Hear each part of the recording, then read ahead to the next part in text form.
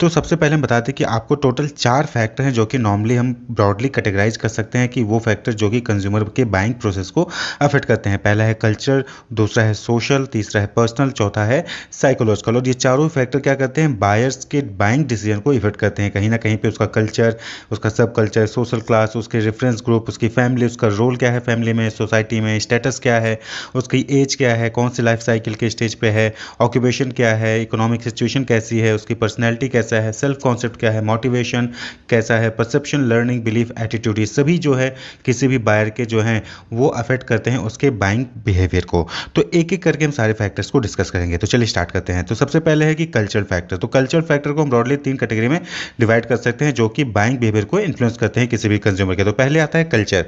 तो देखिए कल्चर क्या है ब्रॉडली, यानी कि जब एक लार्ज ग्रुप ऑफ पीपल एक ही टाइप के जो वैल्यूज, नॉर्म्स या रिचुअल्स को फॉलो करते हैं तो वो कल्चर कहलाता है। जैसे कि आपने देखा होगा वेस्टर्न कल्चर, इंडियन कल्चर, तो ये क्या है कि इंडियन कल्चर है तो पूरा large area group of people हैं जो कि क्या करते हैं कि किसी एक वैल्यू को, नॉर्म को, रिचुअल्स को, सिंबल्स को फॉलो करते हैं, तो वो कल्चर कहलाता है। तो यहाँ से जो भी हम वैल्यूज़ अर्न करते हैं, जो भी नॉर्म्स या रिचुअल्स या सिंबल्स को हम अर्न करते हैं, सीखते हैं, उसके अकॉर्डिंग हमारी बाइंग डिसीजंस होती है। अब इंडियन में इंडियन कल्चर के अकॉर्डिंग प्रोडक्ट्स को प्रीफर किया जाता है। टेस्ट और प्रेफरेंस क्या है इंडियन कल्चर के अकॉर्डिंग। वहीं पे वेस्टर्न साइड में चलिए तो वहाँ पे टेस्ट प्रेफरेंस अलग होगा, वहाँ के जो रिचुअल्स होंगे, सिंबल्स होंगे या फिर जो वैल्यूज़ होंगे वो अलग हैं। तो उसके हिसाब से डिमांड भी क्या होती है, कंज्यूमर की बाइंग प्रोसेस क्या होती है, अलग होती है। इसी तरीके से सब कल्चर है तो सब कल्चर क्या है, नेशनलिटीज़ के हिसाब से होता है। कल्चर जो है सब कल्चर जो है वो कल्चर के अंदर ही आता है। तो यहाँ पे nationalities, religion, racial group, geographical region, इसके हिसाब से जो है क्या होते हैं, डिवाइड करते हैं। हर रीजन का, हर जो है नेशनलिटी का, हर रिलीजन का, हर रेशियल ग्रुप का अपना ही जो है कुछ ना कुछ वैल्यूज़ होते हैं, कुछ नॉर्म्स होते हैं, कुछ रिचुअल्स होते हैं, तो वो उसको फॉलो करते हैं। तो इसी को क्या कहते हैं, सब कल्चर कहते हैं। और ये इसके अकॉर्डिंग भी क्या होती है कि नीड्स, डिमांड, वांट्स जो है डिफर करती हैं और जिसके हिसाब से बाइंग प्रोसेस भी क्या होते हैं, कंज्यूमर्स के डिफर करते हैं। अब आप रिलीजन है, आप हिंदू हैं तो आपकी डिमांड, आपकी टेस्ट और प्रेफरेंस जो है अलग होगी। आप मुस्लिम हैं तो आपकी डिमांड, टेस्ट एंड प्रेफरेंस अलग होगी। क्रिश्चियन है तो अलग टेस्ट प्रेफरेंस होगी। तो आपके उसके अकॉर्डिंग क्या होगी, आपके जो नीड्स हैं, बाइंग प्रोसेस वो भी क्या होगा, अलग अलग होगा, क्योंकि जो फैक्टर्स हैं, जो नीड है, वांट्स है, डिमांड है, वो डिफरेंट है। तो उसके हिसाब से आपकी बाइंग प्रोसेस भी क्या होगी, अलग होगी। इसी तरीके से सोशल क्लास, तो हर सोसाइटी में रहने वाला मेंबर क्या है, किसी न किसी सोशल क्लास में बिलोंग करता होगा। नॉर्मली हम क्या कहते हैं कि जो कास्ट सिस्टम देखते हैं आप, तो कास्ट सिस्टम जो है यहाँ पे चलाता है। तो these social classes are defined on the basis of caste system which indicate specific role which can not be change. तो कास्ट सिस्टम के हिसाब से भी जो है कुछ स्पेसिफिक रोल जो है क्लासीफाई कर दिए जाते हैं सोसाइटी में। तो इसके हिसाब से भी आपका जो है डिमांड होता है वो चेंज नहीं होता, और इसको आप मतलब चेंज नहीं कर सकते, उसके अकॉर्डिंग भी आपके डिमांड जो है वो फॉर्म होते हैं।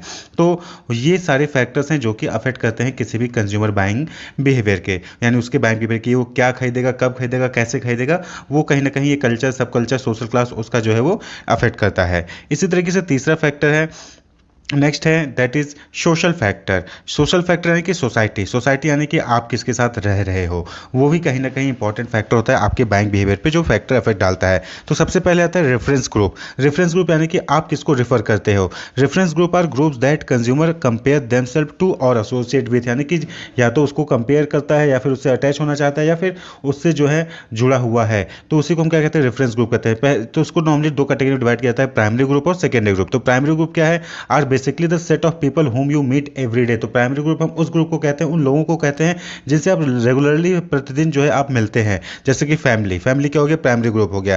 Can be your family, your close friend, your roommates etcetera, ये सब क्या है, आप डेली इनसे मिलते हैं। और जब आप डेली इनसे मिलते हैं तो ये आपको डिसीजन मेकिंग में हेल्प करते हैं। ये आपको जो है इंफॉर्मेशन देंगे कि ये मार्केट में ये प्रोडक्ट आया है, इसको परचेज कर लो।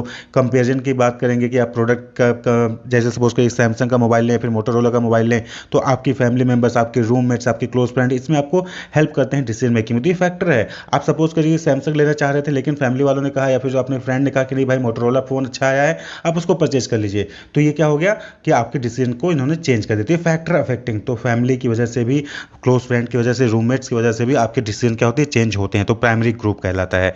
Have a direct and strong impact in your life and your buying decisions since they are very significant to you. तो जो प्राइमरी ग्रुप होता है वो हमसे डायरेक्टली जुड़ा हुआ होता है, हम डेली उससे जो है इंटरेक्ट करते हैं, तो हमारे बाइंग डिसीजन पे स्ट्रॉन्ग इंपैक्ट डालता है।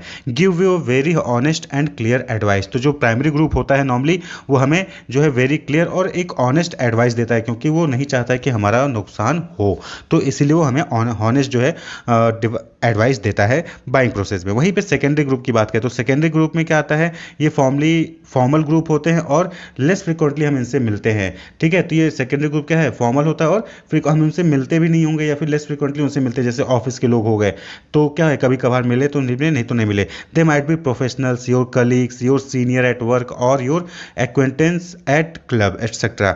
तो आपके वो कलीग भी हो सकते हैं, आपके प्रोफेशनल्स हो सकते हैं, सीनियर्स हो सकते हैं, या फिर आप क्लब में जिनके साथ आप अपना ड्यूटी परफॉर्म कर रहे हो वो लोग हो सकते हैं मेंबरशिप में। तो सेकेंडरी ग्रुप कहलाता है, यानी कि जो प्राइमरी कॉन्टेक्ट यानी कि जिनसे आपका रोज का मिलना जुलना नहीं होता है, तो उसको हम सेकेंडरी ग्रुप कहते हैं। तो ये भी क्या है, कहीं ना कहीं आपके बाइंग डिसीजन पे, आपके जो है कंपैरिजन पे, आपके जो है टेस्ट एंड प्रेफरेंस पे इंपैक्ट डालते हैं। The power to influence people is quite less as compared to primary reference group. Normally क्या होता है कि प्राइमरी ग्रुप से कम जो है इनकी पावर होती है कि वो आप बाइंग डिसीजन को इन्फ्लुएंस कर सकें किसी भी कंज्यूमर को, लेकिन इनका भी इन्फ्लुएंस होता है क्योंकि हम देखते हैं कि अच्छा मेरा कलीग ये यूज़ कर रहा है तो मैं भी वो यूज़ कर लूँगा, अच्छा मेरे बॉस ये यूज़ कर रहे हैं, ये ब्रांड यूज़ कर रहे हैं या फिर ये प्रोडक्ट यूज़ करते हैं तो हम भी वो प्रोडक्ट यूज़ करेंगे। तो ये मोटिवेशन है जो आगे चल के आएगा।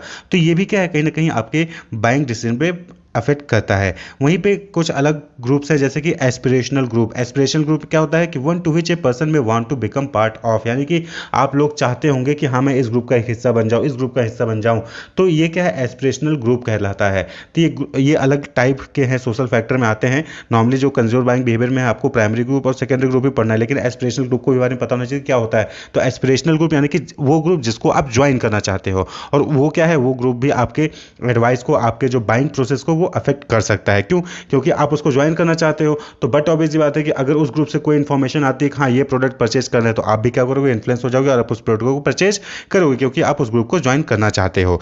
डिसोसिएटिव ग्रुप है। डिसोसिएटिव ग्रुप क्या होता है कि ऐसा ग्रुप जिसको आप ज्वाइन नहीं करना चाहते हो। ठीक है, डिनाई ऑफ बिकमिंग और getting connected to a particular group. आप उस ग्रुप को ज्वाइन नहीं करना चाहते हो, और जब आप उस ग्रुप को ज्वाइन नहीं करना चाहते तो उससे रिलेटेड कोई भी एक्टिविटी होती तो आप उसको क्या करोगे, अगेंस्ट जाओगे। तो वहां से अगर कोई आता है कि हाँ आप ये प्रोडक्ट परचेज कर लीजिए, तो आप क्या करोगे, उसको परचेज नहीं करोगे। तो ये क्या हुआ, फैक्टर जो है अफेक्ट किया आपकी बाइंग डिसीजन पे। अगर आप उसको परचेज करना भी चाहते होगे तो नहीं करोगे। क्यों, क्योंकि आप वो ऐसे ग्रुप से जुड़ा होता है जिससे आप जो है अपने आप को कनेक्ट नहीं करना चाहते हो, तो उसको कहते हैं डिसोसिएटिव ग्रुप। ये रेफरेंस होता है। अब सोशल फैक्टर में आता है दूसरा, दैट इज फैमिली। एक तो रेफरेंस ग्रुप हो गया, अब आता है उसमें फैमिली। फैमिली क्या है, buyer's behaviour is largely influenced by his family member. There are two type of family.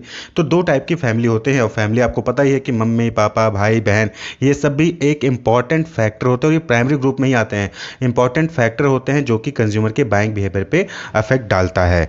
तो family of orientation, family of orientation and individual attitudes and orientation from parents towards their religion, politics, self worth etcetera. It is usually observe that grown up children who are living with their parents signify them as their ideal reference group। तो family of orientation का मतलब क्या हुआ कि यानी आपके mummy papa, यानी कि आप है, आपको कोई भी प्रोडक्ट परचेज करना होगा, तो जब भी आप कोई प्रोडक्ट परचेज करोगे तो आपके फैमिली ऑफ ओरिएंटेशन यानी कि जो आपकी मम्मी है, आपके पापा हैं, या फिर जो भी आपके सीनियर हैं, वो आपके बाइंग डिसीजन में हेल्प करते हैं और कहीं ना कहीं इन्फ्लुएंस करते हैं आपके बाइंग डिसीजन को। नेक्स्ट है फैमिली ऑफ प्रोक्रिएशन। प्रोक्रिएशन यानी कि आपके स्पाउस, आपके बेटे, आपके बेटियां, आपके चिल्ड्रन, ये क्या है, ये आ जाते हैं फैमिली ऑफ प्रोक्रिएशन में। In this type of family the buying behaviour is affected by every family members such as spouse, children, parents, etc.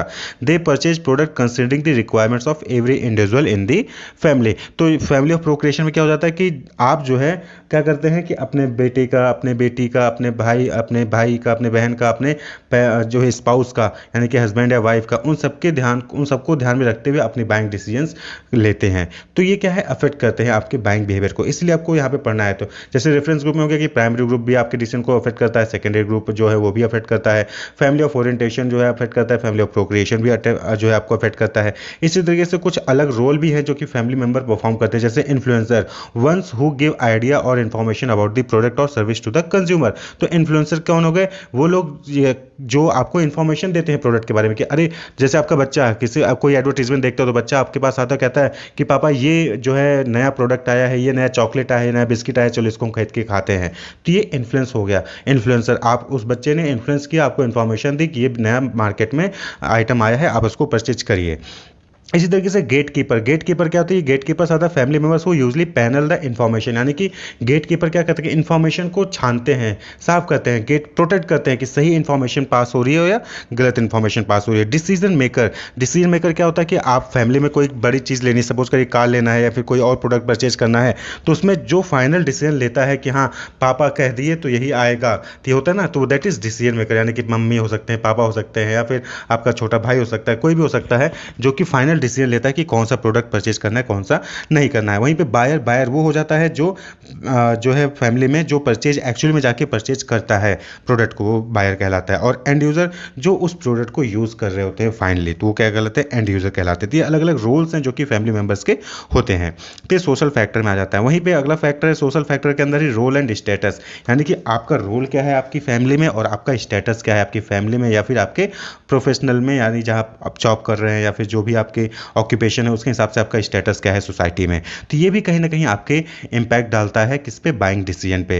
Role, a person perform different role and has different status in various group such as family, organisation, club. तो हर जगह पे आपका अलग अलग role होता है, अलग अलग स्टेटस होता है, तो उसके हिसाब से आपको अपने बाइंग बिहेवियर को चेंज करना होता है। The activity perform by a person is defined as a role and every role carries a status. हर रोल का एक स्टेटस है। अब सपोज करिए कि आरबीआई मैनेजर है, ठीक है, तो आरबीआई मैनेजर का स्टेटस क्या होगा? उसके सेल्स मैनेजर से ज़्यादा होगा, एंड सेल्स मैनेजर का जो स्टेटस है उसके रिसेप्शनिस्ट से ज़्यादा होगा। तो कोई भी एसबीआई का आरबीआई मैनेजर है तो उसका स्टेटस उसके सेल्स मैनेजर से, उसके सेल्स मैनेजर का स्टेटस उसके रिसेप्शनिस्ट से ज़्यादा होता है। This is because of the difference in their income which directly affect the status of the individual. तो उनके इनकम में डिफरेंस होता है, इस वजह से उनका स्टेटस भी क्या होता है? डिफरेंट होता है। तो इसके हिसाब से उनका बाइंग बिहेवियर भी अलग होगा। अब सपोज करिए कि रिसेप्शनिस्ट ने जो ब्रांड यूज़ कर रही होगी, बट ऑब्वियसली बात है कि जो सेल्स मैनेजर होगा उससे अच्छा ब्रांड यूज़ कर रहा होगा, और जो ब्रांड सेल्स मैनेजर यूज़ कर रहा होगा उससे अच्छा आरबीआई मैनेजर यूज़ कर रहा होगा।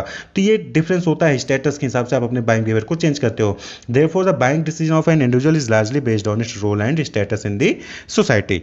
अब मम्मी पापा हैं, उनके टेस्ट एंड प्रेफरेंसेस अलग होंगे क्योंकि उनका रोल अलग है। भाई बहन हैं या बच्चे हैं, उनका प्रेफरेंस अलग हो क्योंकि उनका रोल स्टेटस क्या है? अलग है। For example role of family member buying gift for son, अब गिफ्ट जो है सन के लिए परचेज करना है तो वहाँ पे अलग रोल आएगा। बाइंग कार फॉर फैमिली, अब कार के लिए फैमिली के लिए जो है कार परचेज कर रहे हैं तो वहाँ पे जो है अलग रोल होगा कि आपको सबको देखना है, ठीक है। और फर्नीचर के केस में रोल किसका होगा? नॉर्मली क्या होता है कि जो वाइफ्स होती हैं, जो मदर्स होती हैं या फिर स्पाउस हो गई, उन्हीं का रोल ज़्यादा होता है कि हाँ कौन सा फर्नीचर लेना है, कौन सा फर्नीचर नहीं लेना है। वहीं पे अगर कार परचेज करना है तो वहाँ पे क्या होता है कि नॉर्मली जो मेल पर्सन होते हैं या फिर जो अर्निंग पर्सन होते हैं वो डिसाइड करते हैं कि कौन सी कार लेनी है, कौन सी कार नहीं लेनी है, क्योंकि उनको टेक्नोलॉजी के बारे में नॉर्मली ज़्यादा आइडिया होता है। तो इस तरीके से रोल और स्टेटस मैटर करता है कि बाइंग डिसीजन क्या होगा। बाइंग चेंज हो सकता है, कोई दूसरा प्रोडक्ट लेना था, कोई दूसरा प्रोडक्ट आप ले लेते हो, या फिर कोई दूसरा सोच रहे थे, कोई तीसरा प्रोडक्ट आप जाके परचेज कर लेते हो, क्योंकि ये फैक्टर कहीं ना कहीं अफेक्ट करते हैं। अब नेक्स्ट है तीसरा factor, that is personal factor. Personal factor यानी कि जो कंज्यूमर होता है उसके खुद से जुड़े हुए कुछ फैक्टर्स होते हैं जो कि उसके बाइंग बिहेवियर को अफेक्ट करते हैं, जैसे age and stage in life cycle, यानी कि आपकी एज क्या है और आप लाइफ साइकिल के कौन से स्टेज पे हैं, तो ये कहीं ना कहीं इफेक्ट करता है। जैसे कि आप चाइल्डहुड हैं तो आपकी डिमांड्स अलग होती हैं, बेबी फूड आपको चाहिए होता है, ठीक है। वहीं पे आप जो है यूथ में हैं तो आपको हेल्दी फूड चाहिए होता है, एजेड हो गए हैं तो वहाँ पे आपको जो है छोटा सा ग्रीन वेजिटेबल भी चल जाता है, या फिर डाइट आपकी क्या हो जाती है? बहुत कम हो जाती है, तो वहाँ पे आपका टेस्ट और प्रेफरेंस चेंज हो जाता है। बचपन में आपको वीडियो गेम और कार्टून्स चाहिए होते हैं, बड़े हो जाते हैं तो आपको मूवीज़ देखना होता है, और बूढ़े हो जाते हैं तो आपको जो है जो धार्मिक चीज़ें होती हैं उनसे रिलेटेड चीज़ें आपकी देखनी होती हैं। तो क्या है, टेस्ट और प्रेफरेंस चेंज होता रहता है, तो आपकी बाइंग बिहेवियर क्या होगी उसके अकॉर्डिंग चेंज होगी। इसी तरीके से ऑक्यूपेशन एंड इकोनॉमिक सर्कमस्टांसेस, यानी कि कंज्यूमर का जो ऑक्यूपेशन क्या है और उसकी इकोनॉमिक कंडीशन कैसी है, तो वो भी क्या है उसके बाइंग बिहेवियर को अफेक्ट करती है कि वो ब्लू कॉलर एम्प्लॉय है या फिर जो है व्हाइट कॉलर एम्प्लॉय है। ब्लू कॉलर एम्प्लॉय होगा तो बट ऑब्वियसली बात है कि नेसेसरी आइटम्स को नॉर्मली परचेज करता है, जैसे फॉर्मल क्लोथ हो गए, ऑफिस शूज हो गए, लंच बॉक्स हो गए। वहीं पे company head will by luxury item, जैसे व्हाइट कॉलर एम्प्लॉय होते हैं तो वो क्या होते हैं, वो लग्जरी आइटम्स परचेज करते हैं, जैसे कि एयर ट्रैवल टिकट हो गया, कंट्री क्लब मेंबरशिप हो गया, लार्ज सेल बोट हो गया। तो कहीं ना कहीं उनके ऑक्यूपेशन, उनके इकोनॉमिक कंडीशन के अकॉर्डिंग भी क्या होती है, बाइंग बिहेवियर अलग अलग होती है, बाइंग डिसीजंस अलग होते हैं।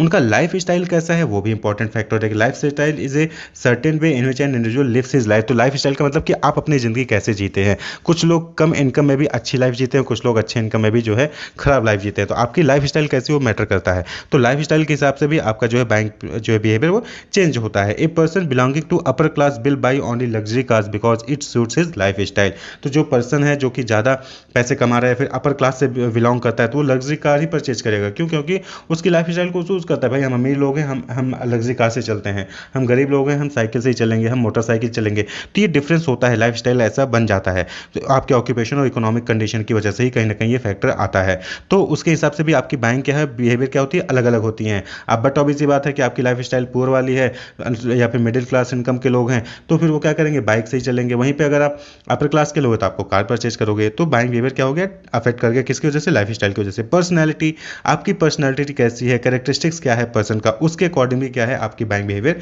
चेंज होती है। हर पर्सन की पर्सनैलिटी अलग अलग होती है। फिर आता है साइकोलॉजिकल फैक्टर। साइकोलॉजिकल फैक्टर यानी कि आपके मानसिक से चीज़ें जुड़ी हुई चीज़ें। जैसे कि पहले आता है मोटिवेशन। मोटिवेशन यानी कि आप किसी को देख के कितनी आसानी से मोटिवेट हो जाते हो। टीवी में ऐड आया, सचिन तेंदुलकर जी ने कहा कि ये है इन्वर्टर है, आप जो है इसको परचेज करिए, इन्वर्टर अच्छी क्वालिटी का है। आप मोटिवेट हो गए, सचिन तेंदुलकर जी ने कहा है अच्छा होगा, आप जाके परचेज करके लेके आए। अब बड़े बड़े एक्टर्स के जो है एडवर्टीजमेंट्स देखते हैं, तो आप कितनी जल्दी जो है मोटिवेट हो रहे हैं। आप अपनी भूख लगी तो आप कितनी जल्दी, आपने कुछ ना कुछ चाहिए होता है, थर्स्ट या डिस्कम्फर्ट आपको फील हुआ, तुरंत आप जो कि जाके जो है आप डिमांड कर लेते हैं प्रोडक्ट को। तो कितनी जल्दी आप मोटिवेट हो रहे हो, ये भी साइकोलॉजिकल फैक्टर, इसकी वजह से भी आपका बाइंग डिसीजन जो है वो चेंज हो जाता है।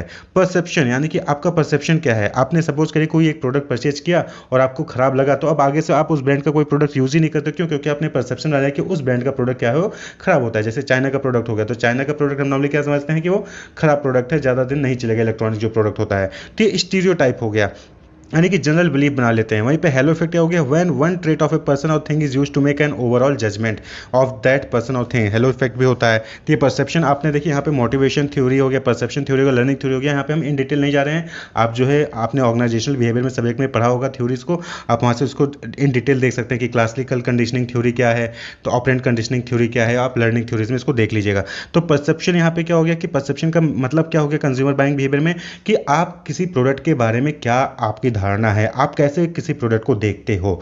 आपने एक बार किसी प्रोडक्ट को यूज़ किया, प्रोडक्ट खराब निकल गया, तो आपने ये जो है एक परसेप्शन बना ली कि उस ब्रांड का प्रोडक्ट बेकार होता है। वहीं पे आपने किसी दूसरे प्रोडक्ट ब्रांड का प्रोडक्ट यूज़ किया, आपको अच्छा लगा, तो आपने ये प्रिज्यूम कर लिया कि हाँ उस ब्रांड का प्रोडक्ट, सारे प्रोडक्ट अच्छे होंगे, जबकि ऐसा जरूरी नहीं है कि सारे प्रोडक्ट अच्छे हों। तो एक जो है एक आप जनरल बिलीफ बना लेते हो, तो दैट इज परसेप्शन। तो इसकी वजह से भी आपका बाइंग बिहेवियर क्या होता है, चेंज होता है। बट ऑब्वियस बात है, एक बार यूज़ किया तो अब आप उसको दोबारा परचेज ही नहीं करोगे। क्यों? क्योंकि आपका परसेप्शन क्या बन गया कि वो प्रोडक्ट खराब है, उस ब्रांड का सारे प्रोडक्ट ही खराब होंगे। नेक्स्ट है लर्निंग। लर्निंग क्या है, लर्निंग यानी कि acquiring skills, knowledge and experience. जब आप कहीं से किसी चीज़ को देख के या उसको प्रैक्टिस करके आप जो है कोई स्किल या कोई नॉलेज या फिर कोई एक्सपीरियंस एक्वायर करते हैं, तो उसे कोई कहते हैं लर्निंग, यानी कि सीखना। आप चीज़ों को सीखते हैं देख के या फिर खुद प्रैक्टिस करके। तो learning leads to change in one's behaviour mainly with the increasing knowledge experiences. Learning enable one to take wise decision. तो लर्निंग, आप सीख रहे हो, आपने देखा कि कोई भी जो है कैसे प्रोडक्ट को परचेज करता है, क्या चीज़ें देखता है, क्या क्या चीज़ें जो इंग्रेडिएंट्स होती हैं, कहीं भी प्रोडक्ट आप परचेज करो तो उसमें क्या देखना चाहिए। रेस्टोरेंट में आप खाने जा रहे हो तो क्या क्या चीज़ें आपने देखनी चाहिए। ये सारी चीज़ें आपने किसी को करते हुए देखी, तो आप भी क्या करते हो, उसके अकॉर्डिंग जो है आप परचेज करते हो। आप गए, आपने देखा कि लोग वेटर को जो है टिप दे रहे हैं, तो आप नहीं देते थे, लेकिन आपने देखा कि लोग दे रहे हैं, तो आपने ऑब्जर्व किया और आपने भी टिप देना स्टार्ट कर दिया। तो दैट इज लर्निंग। आपने सीखा किसको, ऑब्जर्व करके। ठीक है, तो इसी तरीके से जब आप कोई प्रोडक्ट परचेज करते हो तो लोग जाते हैं, लोग जाके शॉप में सीधे ब्रांड का प्रोडक्ट मांग रहे हैं, तो आपने देखा कि लोग शॉप में जाते हो सीधे उसी ब्रांड का प्रोडक्ट परचेज करते हैं, मांगते हैं, और कोई दूसरा ब्रांड यूज ही नहीं करते हैं। तो आपने देखा, तो आपने भी ऑब्जर्व किया, और ऑब्जर्व करके आप भी क्या करते हो, कहीं ना कहीं उस चीज़ को एब्जॉर्व कर लेते हो, और फिर आप भी वही काम करते हो कि दूसरा ब्रांड छोड़ के आप वही ब्रांड जो है प्रोडक्ट मांग रहे होते हो। तो ये क्या है, लर्निंग। आप दूसरे को देख के कितनी ज़्यादा सीख रहे हो। अगर आपके लर्निंग कैपेसिटी अच्छी है तो कहीं ना कहीं आपके बाइंग बिहेवियर पे भी इसका इफेक्ट पड़ता है। नेक्स्ट है बिलीफ, यानी कि आपका बिलीफ क्या है, आप क्या मानते हो, आपकी धारणा क्या है, आपका मानना क्या है। तो ये भी जो है एक इंपॉर्टेंट फैक्टर है जो कि अफेक्ट करता है बाइंग बिहेवियर को। कोई कितना भी कह ले, आपको लगता है कि ये प्रोडक्ट सही है, तो आप वही प्रोडक्ट परचेज करेंगे, और ये इंपॉर्टेंट फैक्टर है। Belief are attained through actions and learning which strongly influence the buyers behaviour. It is an idea that an individual accept as being true. ये बिलीफ का मतलब क्या होगा कि हमारे अकॉर्डिंग ये सही है, हम उसको एक्सेप्ट करते हैं कि हाँ ये सही है, आप चाहे कुछ भी कर लो। Belief depend upon one's faith, trust and opinion for a person or a product. For example, customer have a lot of faith or belief on goods and services delivered by Tata Group. तो ये क्या है, belief. हमारा ये मानना है कि जो टाटा ग्रुप है वो इंडियन कंपनी है, और हमारा मानना है कि उसके प्रोडक्ट्स जो होंगे वो सही होंगे, अच्छे होंगे और उस पर ट्रस्ट किया जा सकता है। वहीं पे जो चाइना प्रोडक्ट है वो हमारे कंट्री का प्रोडक्ट नहीं है और उसके प्रोडक्ट पे भरोसा नहीं किया जा सकता, तो इसलिए लोग चाइना का प्रोडक्ट नहीं खरीदेंगे और अपनी कंपनी का प्रोडक्ट परचेज करेंगे। वहीं पे मिडिल क्लास के हो गए या फिर लोअर क्लास के इनकम लोग हो गए, तो उनका मानना है कि भाई चाइना प्रोडक्ट सस्ता है तो इसको खरीद लिया जाए, टाटा प्रोडक्ट है तो महंगा होगा। तो ये चीज़ें बिलीफ होती है, तो बिलीफ पे अपना अपना होता है। एटीट्यूड, एटीट्यूड यानी कि आपकी लाइक और डिसलाइक, यानी कि आप किसी के बारे में क्या सोचते हैं, आपको चीज़ें पसंद है या नहीं पसंद है। Attitude is certain way of feeling और acting toward a particular thing और a person. People have different attitude towards areas like religion, politics, cloth, music and food. तो अलग अलग चीज़ों के लिए अलग अलग आपका लाइक या डिसलाइक हो सकता है, ठीक है। तो उसके हिसाब से आपकी बाइंग बिहेवियर भी क्या होगी, चेंज होगी। कुछ लोगों को जो है मीट खाना पसंद है, कुछ लोगों को मीट खाना नहीं पसंद है। कुछ लोगों को पॉलिटिक्स पसंद है, कुछ लोगों को पॉलिटिक्स नहीं पसंद है। कुछ लोगों को वेस्टर्न ड्रेसेस पसंद होते हैं, कुछ लोगों को इंडियन कल्चर के ड्रेसेस पसंद होते हैं। कुछ लोगों को म्यूजिक पसंद है, तो कुछ लोगों को हिप हॉप म्यूजिक पसंद है, तो कुछ लोगों को रिमिक्स म्यूजिक पसंद है, तो कुछ लोगों को जो है पुराने सॉन्ग 90s के सॉन्ग 80s के सॉन्ग पसंद है। कुछ लोगों को मसाले वाले सब्जियां खाना पसंद है, कुछ लोगों को जो है सिंपल भोजन जो है पसंद है। तो अलग अलग टेस्ट और अलग अलग प्रेफरेंस होते हैं। तो एटीट्यूड आपकी लाइक क्या है, आपकी डिसलाइक क्या है, ये भी जो है कहीं ना कहीं आपके बाइंग बिहेवियर को अफेक्ट करता है। क्योंकि आपका जो भी एटीट्यूड होगा, जो आप लाइक करोगे उसको परचेज करोगे, आप जो भी आप डिसलाइक करोगे उसको आप परचेज नहीं करोगे। तो इसकी वजह से क्या होता है, आपका बाइंग बिहेवियर चेंज होता है। तो ये 4 इंपॉर्टेंट फैक्टर्स थे जो कि कस्टमर के बाइंग बिहेवियर को अफेक्ट करते हैं। पहला था कल्चरल फैक्टर, दूसरा था सोशल फैक्टर, तीसरा था पर्सनल फैक्टर, चौथा था साइकोलॉजिकल फैक्टर। तो होप आपको समझ में आया होगा कि क्या क्या फैक्टर हो, कैसे कैसे वो अफेक्ट करते हैं बाइंग बिहेवियर को। वहीं पर आपको एक और फैक्टर देखने को मिलेगा जो कि अफेक्ट करता है बाइंग बिहेवियर को, दैट इज टेक्नोलॉजिकल फैक्टर। तो आज के टाइम पे क्या हो गया कि आप देखेंगे कि ऑनलाइन रिव्यूज और सोशल मीडिया के इन्फ्लुएंसर्स जो है वो मोटिवेट करते हैं कि आप ये प्रोडक्ट परचेज कर लिए। तो बहुत सारे ऐसे कंज्यूमर्स होते हैं जो इन दोनों पे ही डिपेंड करते हैं कि वो जिसको भी फॉलो कर रहे हैं उसने कौन सा प्रोडक्ट रेफर किया है, या फिर ऑनलाइन जिन्होंने भी परचेज किया है प्रोडक्ट को उनका क्या रिव्यूज है, तो कस्टमर ने क्या रिव्यूज दिया है और उन इन्फ्लुएंसर्स कौन से प्रोडक्ट को रेफर करते हैं, ये भी फैक्टर अफेक्ट करता है। क्लियर? तो consumers rely on online reviews, influencer marketing and social media for product information and recommendation. तो जो भी जिसके भी ज्यादा सब्सक्राइबर होते हैं तो लोग उसको उसने जो भी प्रोडक्ट रेफर कर दिया लोग उसको परचेज करने को इंटरेस्ट दिखाते हैं। इसी तरीके से ऑनलाइन रिव्यूज है, जैसे आप जो है डिफरेंट वेबसाइट पे जाते हैं प्रोडक्ट के लिए, फ्लिपकार्ट या फिर अमेजोन पे गए तो वहां पर जब भी कोई प्रोडक्ट परचेज करने जाते हैं तो नीचे ही वहां पर देखेंगे कि कस्टमर ने अपना रिव्यूज दे रखा होता है, तो वो लोग उस रिव्यूज को भी पढ़ते हैं प्रोडक्ट को परचेज करने से पहले। अगर किसी प्रोडक्ट को अच्छा रिव्यूज मिला है, अच्छे स्टार्स मिले हैं, तो लोग उस प्रोडक्ट को परचेज कर लेते हैं, नहीं तो परचेज नहीं करते हैं। तो ये भी एक इंपॉर्टेंट फैक्टर है कि परचेज किया जाएगा कि नहीं किया जाएगा। इसी तरीके से आज के टाइम पे क्या हो गया कि ई कॉमर्स और मोबाइल शॉपिंग चल रही है, तो ऐसे प्रोडक्ट जो कि ऑनलाइन अवेलेबल नहीं है या फिर ऐसा कोई प्रोडक्ट जिसका सब्स्टिट्यूट ऑनलाइन अवेलेबल है और वो प्रोडक्ट अवेलेबल नहीं है, तो इस केस में कस्टमर क्या करता है, सब्स्टिट्यूट प्रोडक्ट को ही परचेज कर लेगा। ठीक है, आप सपोज करें कि आपको जो है शूज चाहिए था, आपने जिस ब्रांड का शूज सोचा था वो ऑनलाइन नहीं मिला, तो आप क्या करोगे, ऑनलाइन जो ब्रांड मिल रहा है उसी को परचेज कर लोगे। क्यों? क्योंकि अब आपको ई कॉमर्स या फिर मोबाइल शॉपिंग ही पसंद है, आप जो है ऑफलाइन जाके रिटेल शॉप पे और परचेज नहीं कर रहे हो। तो कहीं ना कहीं ये भी फैक्टर है जिसकी वजह से प्रोडक्ट की डिमांड जो है वो फ्लक्चुएट करती है। तो ये फैक्टर्स हैं जो कि अफेक्ट करते हैं बाइंग बिहेवियर को। कंज्यूमर परसेप्शन को समझने से पहले समझिए कि परसेप्शन क्या होता है। परसेप्शन एक इंटेलेक्चुअल प्रोसेस है, यानी कि मेंटल प्रोसेस होता है, यानी चीज़ों को समझने का प्रोसेस होता है, जहाँ पे जो इंडिविजुअल होता है वो बाहर से इन्वायरमेंट में जो भी चीज़ें एक्टिविटी हो रही होती हैं उनको देखता है और देख के उनको चीज़ों को ऑर्गेनाइज करके उनके लिए एक मीनिंग जनरेट करता है, मीनिंगफुल इंटरप्रिटेशन निकालता है, तो उसी को कहते हैं परसेप्शन कहते हैं। तो क्या हो गया, intellectual process through which an individual select data from the environment, organise it, यानी कि उसको ऑर्गेनाइज करता है, and derive meaning from it. अब सपोज करिए कि आप अपने कॉलेज में हैं या फिर जो है आप किसी ऑर्गेनाइजेशन में जॉब कर रहे हैं, तो आपने देखा कि आपके बॉस या आपके डायरेक्टर या फिर आपकी फैकल्टी स्माइल कर रही है, तो अब स्माइल कर रही है, इस चीज़ को आंखों ने देखा। अब आंखों ने देखा कि सर आपके जो है स्माइल कर रहे हैं, तो आपने उस चीज़ को देखा, डेटा को रिसीव किया, ऑर्गेनाइज किया और आपने इसको समझा कि हाँ ये तो स्माइल कर, यानी कि खुश हैं, ये खुश हैं, तो यानी कि आज आप उनसे अपना काम करवा सकते हैं, आज आपको लीव लेनी है तो आप लीव ले सकते हैं, या फिर कोई और काम है तो आप करवा सकते हैं। तो ये क्या है, ये परसेप्शन है कि आपने किसी को स्माइल करते देखा तो आपने सोचा कि वो खुश है, जबकि कुछ और भी रीजंस हो सकते हैं। क्लियर? तो ये चीज परसेप्शन कहलाते हैं। तो it is a cognitive process which involve organism selecting, organising and interpreting the stimulus. Stimulus का मतलब क्या हुआ, स्टिमुलस मतलब समथिंग दैट कॉज एक्टिविटी, यानी कोई भी ऐसी चीज जिसको देख के आप कोई एक्टिविटी परफॉर्म करते हो वो स्टिमुलस होता है। जैसे हॉट सरफेस, अब आपने हॉट सरफेस देखा तो आप उसको छूओगे तो तुरंत हाथ हटाओगे या फिर उससे दूर भागने की कोशिश करोगे, तो वो स्टिमुलस हो गया, यानी उसने एक्टिविटी को जनरेट किया।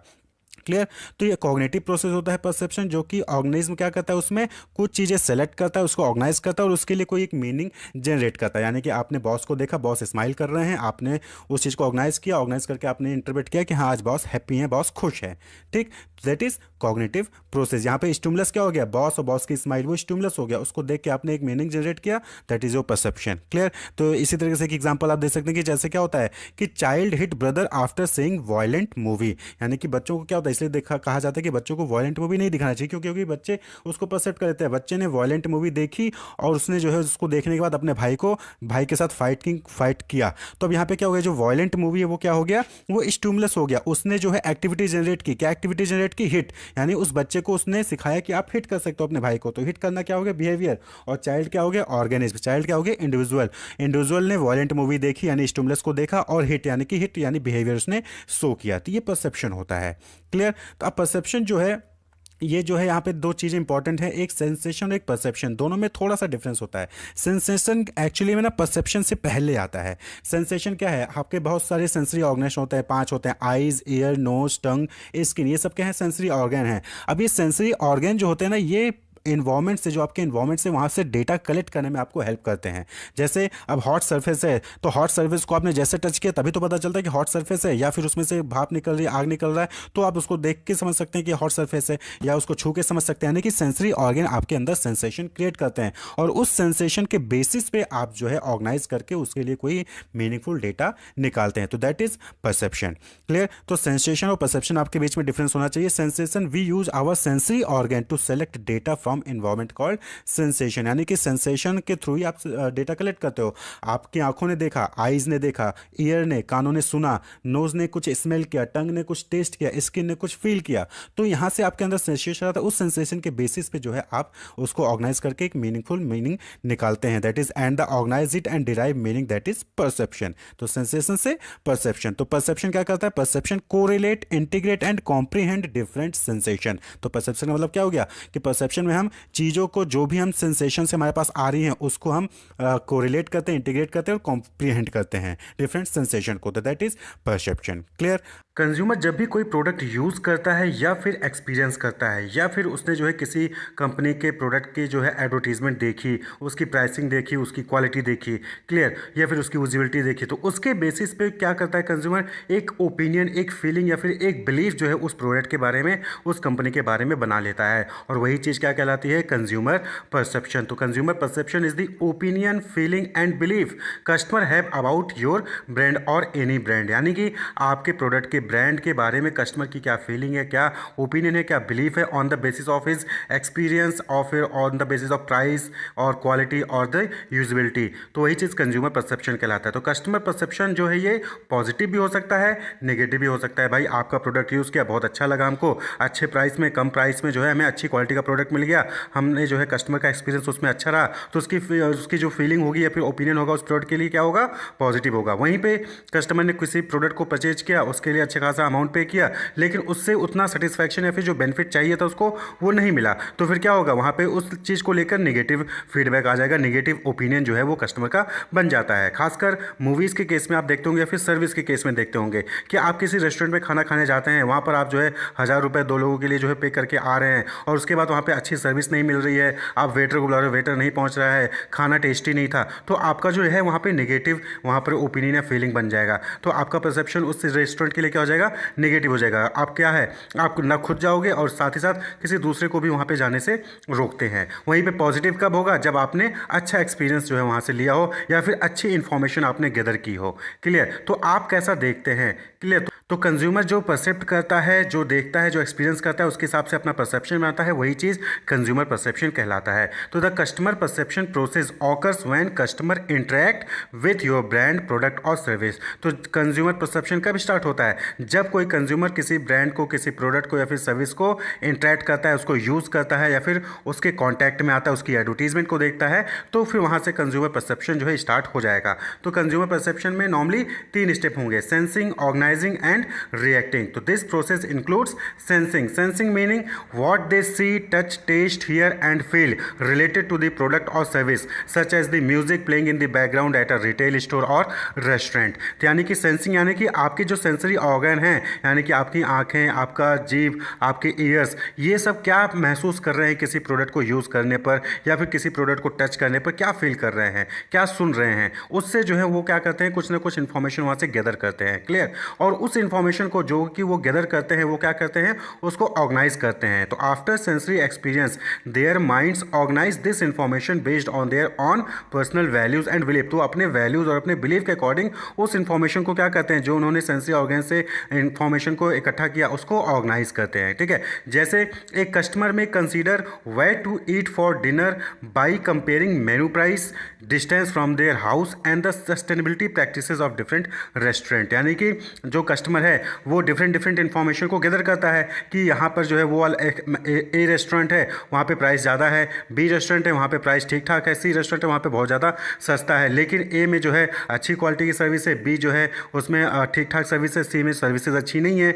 लेकिन जो ए है वो काफ़ी दूर है, बी नज़दीक है, सी जो है वो भी काफ़ी दूर है। तो इस तरीके से क्या करता है वो डिफरेंट इन्फॉर्मेशन को ऑर्गेनाइज करता है। उसके बाद फिर क्या करेगा, उस इन्फॉर्मेशन को जो उसने ऑर्गेनाइज किया उस पर रिएक्ट करता है, यानी कि उसके बेसिस पे डिसीजन मेकिंग करेगा। The reacting stage is when customer decide to act, यानी कि जब वो डिसाइड करेगा कि हाँ मुझे किस रेस्टोरेंट पे खाना खाने जाना है। तो means they making a purchase from one company या फिर परचेज फ्रॉम अनदर बिजनेस और डोंट बाय द प्रोडक्ट, या फिर वो खरीदेंगे ही नहीं कि छोड़ो तीनों रेस्टोरेंट दूर हैं, हम जाएंगे नहीं, घर पे खाना बना के खा लेंगे। तो ये चीज़ होती है कंज्यूमर परसेप्शन, यानी कि कंज्यूमर को कोई प्रोडक्ट परचेज करना है तो उससे रिलेटेड जब वो इन्फॉर्मेशन गैदर करता है, उस इन्फॉर्मेशन को प्रोडक्ट को देखेगा, चेक करेगा, तो वहाँ से सेंसरी ऑर्गन से वो इन्फॉर्मेशन इकट्ठा करेगा। उस इन्फॉर्मेशन जिसको उसने इकट्ठा किया उसको ऑर्गेनाइज करेगा अपने पर्सनल बिलीफ, अपने पर्सनल वैल्यूज़ के बेसिस पे, और फिर जो है उसके अकॉर्डिंग वो रिएक्ट करेगा कि आपको वो मतलब कि कौन सा प्रोडक्ट परचेज करना है, कौन सा प्रोडक्ट नहीं परचेज करना है या फिर परचेज ही नहीं करना है।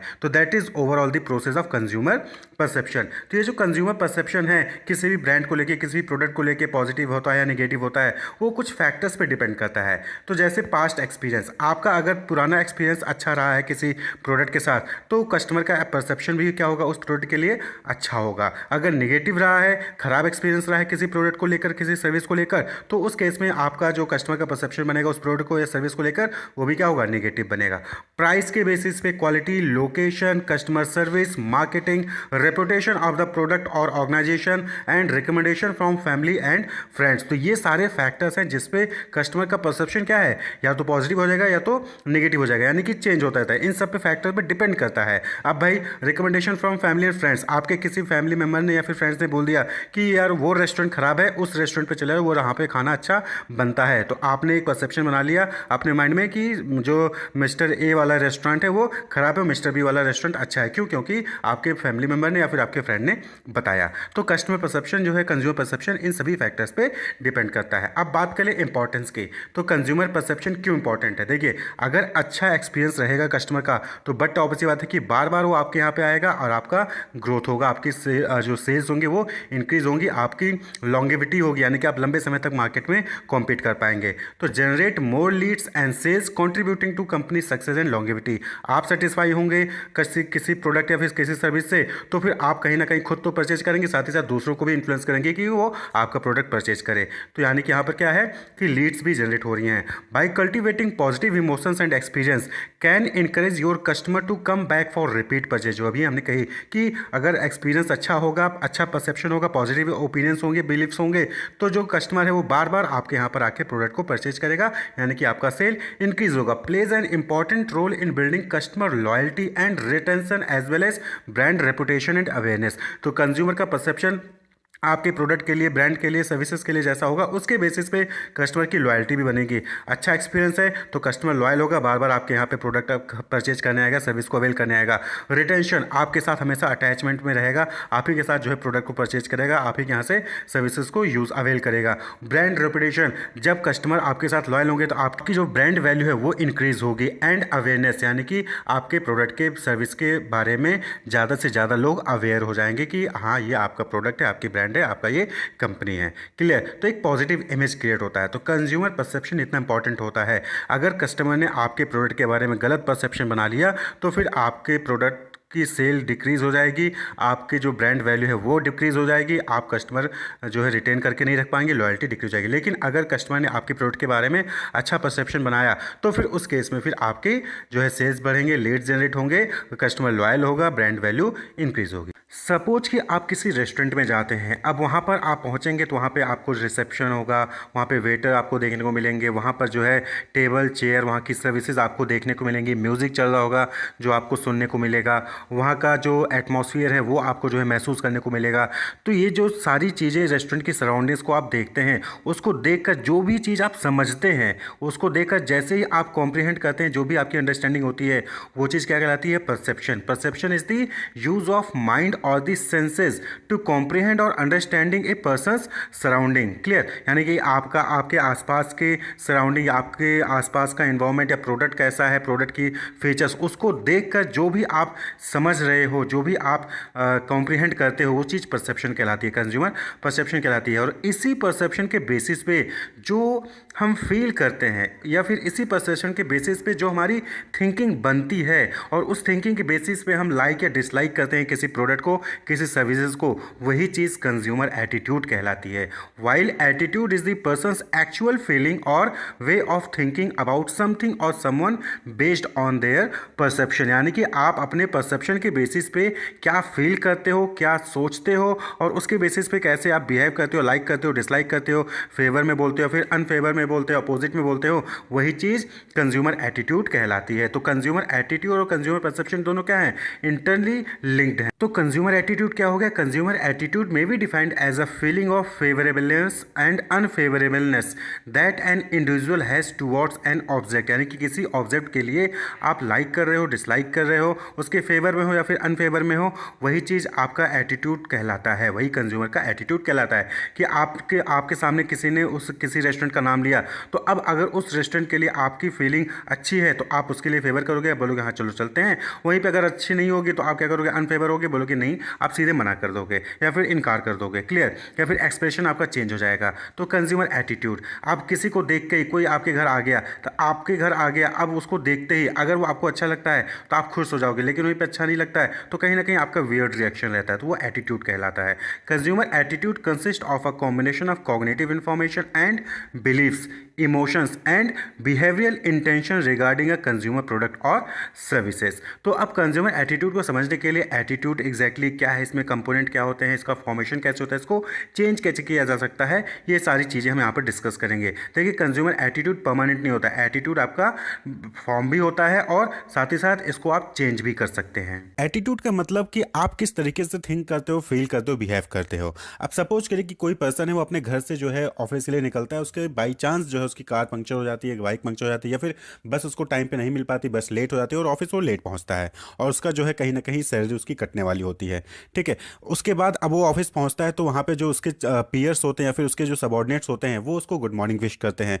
तो उसके बदले वो पर्सन क्या करता है? गुड मॉर्निंग विश करेगा, या फिर वो बोलेगा कि what's so good about this morning, इतना गुड इसमें क्या है, अच्छा क्या है इस मॉर्निंग में, मेरा दिन खराब गया, मेरी गाड़ी पंक्चर हो गई, मैं लेट पहुंचा, उसका दिमाग खराब था। यहाँ पे दो तरीके का रवैया जो है, दो तरीके का जो बिहेवियर या फीलिंग है वो शो कर सकता है पर्सन दूसरे लोगों के साथ। ठीक है, तो ऐसा पर्सन जो गुड मॉर्निंग, इतना मतलब कि जो उसका लक था वो बैड था, यानी कि उसका दिन खराब गया, फिर भी जो है सामने वाले को गुड मॉर्निंग विश करता है, तो उसको कहते हैं पॉजिटिव एटीट्यूड। ठीक है, वहीं पे ऐसा पर्सन जो कहता है what's so good about this morning, वो इरिटेट हो जाता है, गुस्सा हो जाता है कि यहाँ तो हम परेशान हो क्या रहे हैं, गुड मॉर्निंग विश कर रहे हैं, तो वो क्या है? वो नेगेटिव एटीट्यूड शो करता है। वहीं पे कुछ एक पर्सन ऐसे भी होंगे जो कहेंगे कि हाँ ठीक है, जैसा था वैसा ही है, कोई दिक्कत नहीं है। तो ये चीज़ें क्या होती है? ये आपका एटीट्यूड शो करती है, यानी कि घटनाएं सभी के साथ घटती हैं, आप उस घटने पर रिएक्ट कैसे करते हो, that is your attitude. Object सभी होता है, ऑब्जेक्ट एक कॉमन चीजें होते हैं, सभी का ऑब्जेक्ट सेम होता है, लेकिन आप उस पर किस तरीके का रिएक्ट करते हो, किस तरीके की बिहेव कर रहे हो, वही आपका एटीट्यूड शो करता है। कहीं पे खाना आता है तो कुछ लोग होते हैं कहते हैं वाओ कितना टेस्टी, वहीं पे उसी खाने को कुछ लोग बोलेंगे यार कितना गंदा है। तो दैट इज योर एटीट्यूड, यानी like and dislike, the way you think, feel और बिहेव। तो एटीट्यूड को डिफाइन कर सकते हैं, attitude is the persistent tendency to feel and behave in a favourable और अनफेवरेबल, यानी कि लाइक और dislike like way towards some object, person और आइडिया, यानी कि आप किसी ऑब्जेक्ट, किसी पर्सन या किसी आइडिया के लिए फेवरेबल या अनफेवरेबल तरीके से जो है बिहेव करते हो, फील करते हो, तो उसी को हम क्या कहते हैं, एटीट्यूड कहते हैं। जैसे कि किसी का पैसन हो सकता है स्पोर्ट के लिए, यानी कि किसी को सिंगिंग बहुत पसंद है, किसी को डांसिंग बहुत पसंद है, तो वो उसका लाइक है, वो उसका फेवरेबल इमोशन है, पैशन है, टेंडेंसी है, फीलिंग्स हैं, ठीक है। इसी तरीके से dislike for a certain actor and negativity towards life in general R example of an attitude, यानी कि आप किसी एक्टर को डिसलाइक करते हो तो ये आपका एटीट्यूड है, उसी एक्टर को बाकी लोग पसंद करते हैं, उनका एटीट्यूड है, उनकी लाइक डिसलाइक है, फेवरेबल है, अनफेवरेबल बिहेवियर है उनका, ठीक है। नेगेटिविटी टुवर्ड्स लाइफ, यानी कि यार जिंदगी ऐसे ही काटनी है, काट लो। कुछ लोग कहते हैं बहुत जिंदगी 4 दिन की है, एंजॉय करनी चाहिए, तो ये एटीट्यूड है, ये उनका बिलीफ है, उनका फेवरेबल और अनफेवरेबल बिहेवियर। तो आप इसको डिफाइन किस तरीके से कर सकते हैं, तो अकॉर्डिंग टू रॉबिन ने इसको डिफाइन किया कि attitude are evaluative statement either favourable और अनफेवरेबल, यानी कि एटीट्यूड क्या होता है, वो इवैल्यूएटिव स्टेटमेंट होता है, या तो वो फेवरेबल होगा या तो अनफेवरेबल होगा, यानी कि हाँ वो चीज़ अच्छी है दैट इज फेवरेबल, वो चीज़ गंदी है ये अनफेवरेबल। तो that is concerning about object, people और event, they reflect how one feel about something. ये क्या चीज़ रिफ्लेक्ट करता है कि क्या मतलब कि किस तरीके से इंसान किसी चीज़ के लिए सोचता है, उसी को रिफ्लेक्ट करता है एटीट्यूड। जैसे कि our boss is highly humanistic, हमारा बॉस बहुत ह्यूमनिस्टिक है या बहुत केयरिंग है, तो ये क्या है, ये फेवरेबल जो है स्टेटमेंट है। वहीं पे our boss is not humanistic, तो ये अनफेवरेबल स्टेटमेंट है। तो ये इवैल्यूएटिव स्टेटमेंट, तो जो भी पर्सन है जब उसके स्टेटमेंट्स आप सुनेंगे या उसके बिहेवियर को देखेंगे, वो या तो फेवरेबल होगा या तो अनफेवरेबल होगा, उसके हिसाब से आप समझिएगा उसका एटीट्यूड कैसा है। क्लियर। तो अगर हम फीचर्स की बात करें एटीट्यूड की, तो एटीट्यूड अफेक्ट बिहेवियर, एटीट्यूड की वजह से आपका बिहेवियर चेंज होगा। बट ऑब्वियस बात है कि अगर आप किसी चीज़ को लाइक करते हो तो उसके हिसाब से आप बिहेवियर शो करोगे, वहीं पे डिसलाइक करोगे तो अनफेवरेबल बिहेवियर शो करोगे। Attitude acquired through learning over the period of time, तो एटीट्यूड क्या है, वो लर्निंग, जैसे जैसे आप सीखेंगे टाइम के साथ साथ वैसे वैसे आपका एटीट्यूड चेंज भी होता जाता है। यानी कि किसी चीज़ को आप लाइक नहीं करते थे आज, हो सकता है आगे चल के आप उसको लाइक करने लगेंगे जब आप उसके ऊपर सीखेंगे, उसके बारे में और ज़्यादा जानेंगे। एटीट्यूड आर इनविजिबल, यानी एटीट्यूड आपको दिखेगा नहीं, लेकिन हाँ ये आप बिहेवियर में ऑब्जर्व कर सकते हो कि हाँ उसको पसंद है या खराब है। जैसे कि आपने खाना लाया तो कुछ लोग ऐसे होंगे बोलेंगे तो नहीं, लेकिन चेहरे के एक्सप्रेशन से आप समझ सकते हो कि हाँ उनको पसंद नहीं आया। Attitude are pervasive and every individual has some kind of attitude toward the object, यानी कि एटीट्यूड क्या है, परवेसिव है, सभी में पाया जाएगा और सभी इंडिविजुअल में कुछ ना कुछ एटीट्यूड होता जरूर है, वो चाहे शो करे चाहे ना शो करें। क्लियर। अब बात कर लें कंपोनेंट ऑफ एटीट्यूड की, तो एटीट्यूड को समझने के लिए, इसका पूरा प्रोसेस समझने के लिए यहाँ पे 3 कंपोनेंट होते हैं, कॉग्निटिव, अफेक्टिव और behaviour. Attitude have 3 component. Cognitive component यानी कि कॉग्निटिव यानी कि कॉग्निशन, आपकी थिंकिंग, आपका नॉलेज, आपका बिलीफ क्या है, ठीक है, वो उसी के बेसिस पे आपका अफेक्टिव कंपोनेंट यानी कि आपकी फीलिंग डिपेंड करती है, जो आपके अंदर फीलिंग्स होती है ना, आपकी नॉलेज आपके बिलीफ पे डिपेंड करती हैं। आपके बारे, आपको जैसे टाइगर है तो टाइगर के बारे में जो भी नॉलेज होगा उसी के हिसाब से आपकी फीलिंग होगी और उसी के हिसाब से आप बिहेव करोगे। बिहेवियरल कंपोनेंट यानी कि प्री डिस्पोजिशन टू एक्ट, यानी कि किस तरीके से आप एक्ट करते हो।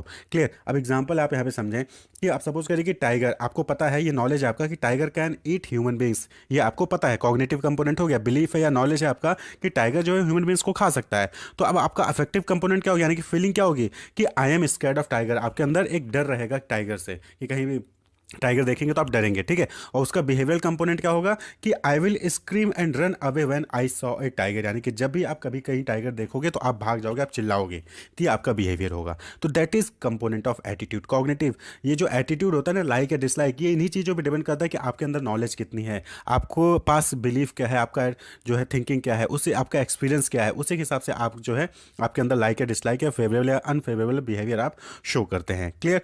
दूसरे तरीके से अगर आप ऑफिशियल एग्जाम्पल लें कि किसी ऑर्गेनाइजेशन में, तो सपोज करिए कि एन एम्प्लॉय सेज माई पे इज लो, यानी कि कोई पर्सन है जो पीएचडी करके बैठा है, दूसरा ही ऑर्गेनाइजेशन पर्सन है वो भी पीएचडी करके किसी दूसरे ऑर्गेनाइजेशन में है। एक ऑर्गेनाइजेशन में उसको सपोज करिए कि 30,000 मिल रहा है, दूसरे ऑर्गेनाइजेशन में उसको 50,000 मिल रहा है। तो वहाँ पे उसको क्या लगता है कि सेम क्वालिफिकेशन के साथ, सेम एक्सपीरियंस के साथ मेरी सैलरी इतनी है, सामने वाले दूसरे ऑर्गेनाइजेशन में उसकी सैलरी दूसरी है। तो उस एम्प्लॉय को क्या लगता है कि उसको लगता है कि मेरा सैलरी, मेरा पेमेंट लो है। तो उसको एम्प्लॉय को क्या फील होगा कि organisation does not have fair pay policy, यानी कि जो ऑर्गेनाइजेशन है उसके पास फेयर पे पॉलिसी नहीं है, यानी कि इक्वल पॉलिसी नहीं है कि जितनी क्वालिफिकेशन उसके अकॉर्डिंग सभी जगह पे सेम रहे। तो अब उसका बिहेवियरल कंपोनेंट क्या होगा, अब ये फीलिंग आ गई उसके अंदर, तो बट ऑब्वियस बात है या तो वो ऑर्गेनाइजेशन को छोड़ के जाएगा या फिर उसी ऑर्गेनाइजेशन में रहेगा, लेकिन उसका प्रोडक्टिविटी क्या हो जाएगा, वो लो हो जाएगा, यानी कि वो अच्छा परफॉर्म नहीं करेगा। तो that is attitude, that is also called attitude in the organisation sense. Clear. अब बात कर ले टाइप ऑफ एटीट्यूड की, तो 3 टाइप के एटीट्यूड होते हैं। पहला पॉजिटिव एटीट्यूड, दूसरा निगेटिव एटीट्यूड, और तीसरा न्यूट्रल। पॉजिटिव यानी कि जो फेवरेबल वे में बिहेव करते हैं, निगेटिव यानी कि जो अनफेवरेबल वे में बिहेव करते हैं। वहीं पे न्यूट्रल, ना वो फेवरेबल रहेंगे ना अनफेवरेबल, न्यूट्रल रहेंगे। यानी कि आप उनको देख के नहीं समझ पाओगे कि वो यस कर रहे हैं या नो कर रहे हैं, उनको समझ ही नहीं पाओगे आप। वो बैलेंस्ड वे में होते हैं। तो एक एक करके हम तीनों को समझते हैं। तो सबसे पहले हम देखेंगे पॉजिटिव एटीट्यूड। तो ऐसा कोई पर्सन जिसके पास पॉजिटिव एटीट्यूड होता है, जो पॉजिटिव एटीट्यूड होता है, वो जो है अच्छी चीज़ों को एक्सप्लोर करता है, explore good thing in other, यानी कि वो दूसरों में बुराइयां नहीं ढूंढेगा, वो अच्छाइयां ढूंढेगा। Do not go after negativity, वो दूसरों के अंदर नेगेटिविटी को ढूंढने की कोशिश नहीं करता, क्योंकि उसके अंदर ऑलरेडी पॉजिटिव फीलिंग्स है, पॉजिटिव एटीट्यूड है, तो दूसरों में भी पॉजिटिव चीज़ें ही ढूंढेगा। रिमेन हैप्पी एंड चेयरफुल, वो हमेशा खुश रहेगा, चेयरफुल रहेगा। वो जिंदगी की प्रॉब्लम से, जो लाइफ की प्रॉब्लम से, ऑर्गेनाइजेशन की प्रॉब्लम से, उनसे जो जल्दी हैरास नहीं होता है। और दे हैव टॉलरेंस, उनके अंदर टॉलरेंस कैपेसिटी भी अच्छी होती है, वो चीज़ों को टॉलरेट कर ले जाते हैं। इसी वजह से वो उनका जो है क्या, वो हैप्पी होते हैं, चेयरफुल होते हैं। ठीक है। वहीं पे दूसरा एटीट्यूड क्या है, नेगेटिव एटीट्यूड है, यानी कि always such weaker element of other, यानी कि आप देखेंगे कुछ लोगों को ना कि कितना भी अच्छा आप उनके साथ कर लो, लेकिन वो कमियां ढूंढ लेंगे, बुराइयां ढूंढ लेंगे। तो उस टाइप के लोग क्या होते हैं, नेगेटिव एटीट्यूड के लोग होते हैं। Not incline toward positive element, वो पॉजिटिव एलिमेंट की तरफ इंक्लाइन नहीं होते, बल्कि वो क्या करते हैं, फोकस उनका कहाँ होता है, वो वीकर सेक्शन पे या फिर नेगेटिव थिंग्स पे ही जो है उनका फोकस होता है। Focus on bad people and avoid good people, वो लोग बुरे आदमियों को जल्दी पॉइंट आउट करेंगे, अच्छे अच्छे पीपल्स को नेगलेक्ट कर देंगे, चाहे ऑब्जेक्ट हो चाहे पीपल हो। ठीक है। जैसे आपने बहुत अच्छा काम किया है, ठीक, आपने बहुत सारी पढ़ाई की, उसने बहुत अच्छे नोट्स लिखे, लेकिन कहीं पे भी अगर एक आपने गलत का निशान लगा दिया तो उनको उस पर नजर पहले जाएगी और उसी को पॉइंट आउट करेंगे। That is negative attitude. Tend to blame other for their failure, अपने फेलियर के लिए वो दूसरे को ब्लेम करना स्टार्ट कर देते हैं।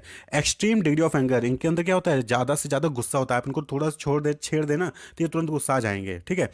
और ये एक दूसरे से हेट की भावना भी इनके अंदर होती है। तो ये नेगेटिव एटीट्यूड वाले होते हैं। वहीं पे बात करें न्यूट्रल एटीट्यूड की, तो न्यूट्रल एटीट्यूड के पीपल क्या होते हैं, बैलेंस्ड होते हैं अपने अप्रोच में, ना ही जल्दी किसी को लाइक करेंगे ना ही जल्दी किसी को डिसलाइक करेंगे। Remain indifferent to problem and wait for other intervention for resolution, यानी कि जब भी कोई प्रॉब्लम होती है ना, तो यहाँ पे ये लोग ना उसको आके सॉल्व करने की कोशिश नहीं करेंगे, बल्कि क्या करेंगे, वेट करेंगे कि कोई दूसरा आके उस प्रॉब्लम को सॉल्व करेगा। आप अपने आसपास देखेंगे तो ऐसे लोग होंगे कि कोई प्रॉब्लम आ गई ना तो बैठे रहेंगे, शांत बैठे रहेंगे, कोई दिक्कत नहीं उनको, कोई दूसरा आएगा प्रॉब्लम सॉल्व करेगा, उनको कोई प्रॉब्लम नहीं होगी। तो रिमेन सेल्फ सेटिस्फाइड, ये लोग सेल्फ सेटिस्फाइड होते हैं। तो ये तीन टाइप के एटीट्यूड होते हैं, पॉजिटिव, न्यूट्रल और नेगेटिव एटीट्यूड। जैसा कि आपने देखा कि एटीट्यूड में जो है तीन कंपोनेंट होते हैं, कॉग्निटिव कंपोनेंट, अफेक्टिव कंपोनेंट और बिहेवियर कंपोनेंट। कॉग्निटिव यानी कि आपका बिलीफ, आपका एक्सपीरियंस, आपकी नॉलेज, उस पर डिपेंड करता है, उसी के बेसिस पे आपकी फीलिंग्स होती हैं, उसी के बेसिस पे आपका बिहेवियर होता है। तो ये जो एटीट्यूड फॉर्मेशन और चेंज होता है, ये आप अपने एक्सपीरियंस पे या फिर इंटरेक्शन विद अदर्स पे आप चेंज हो जाता है।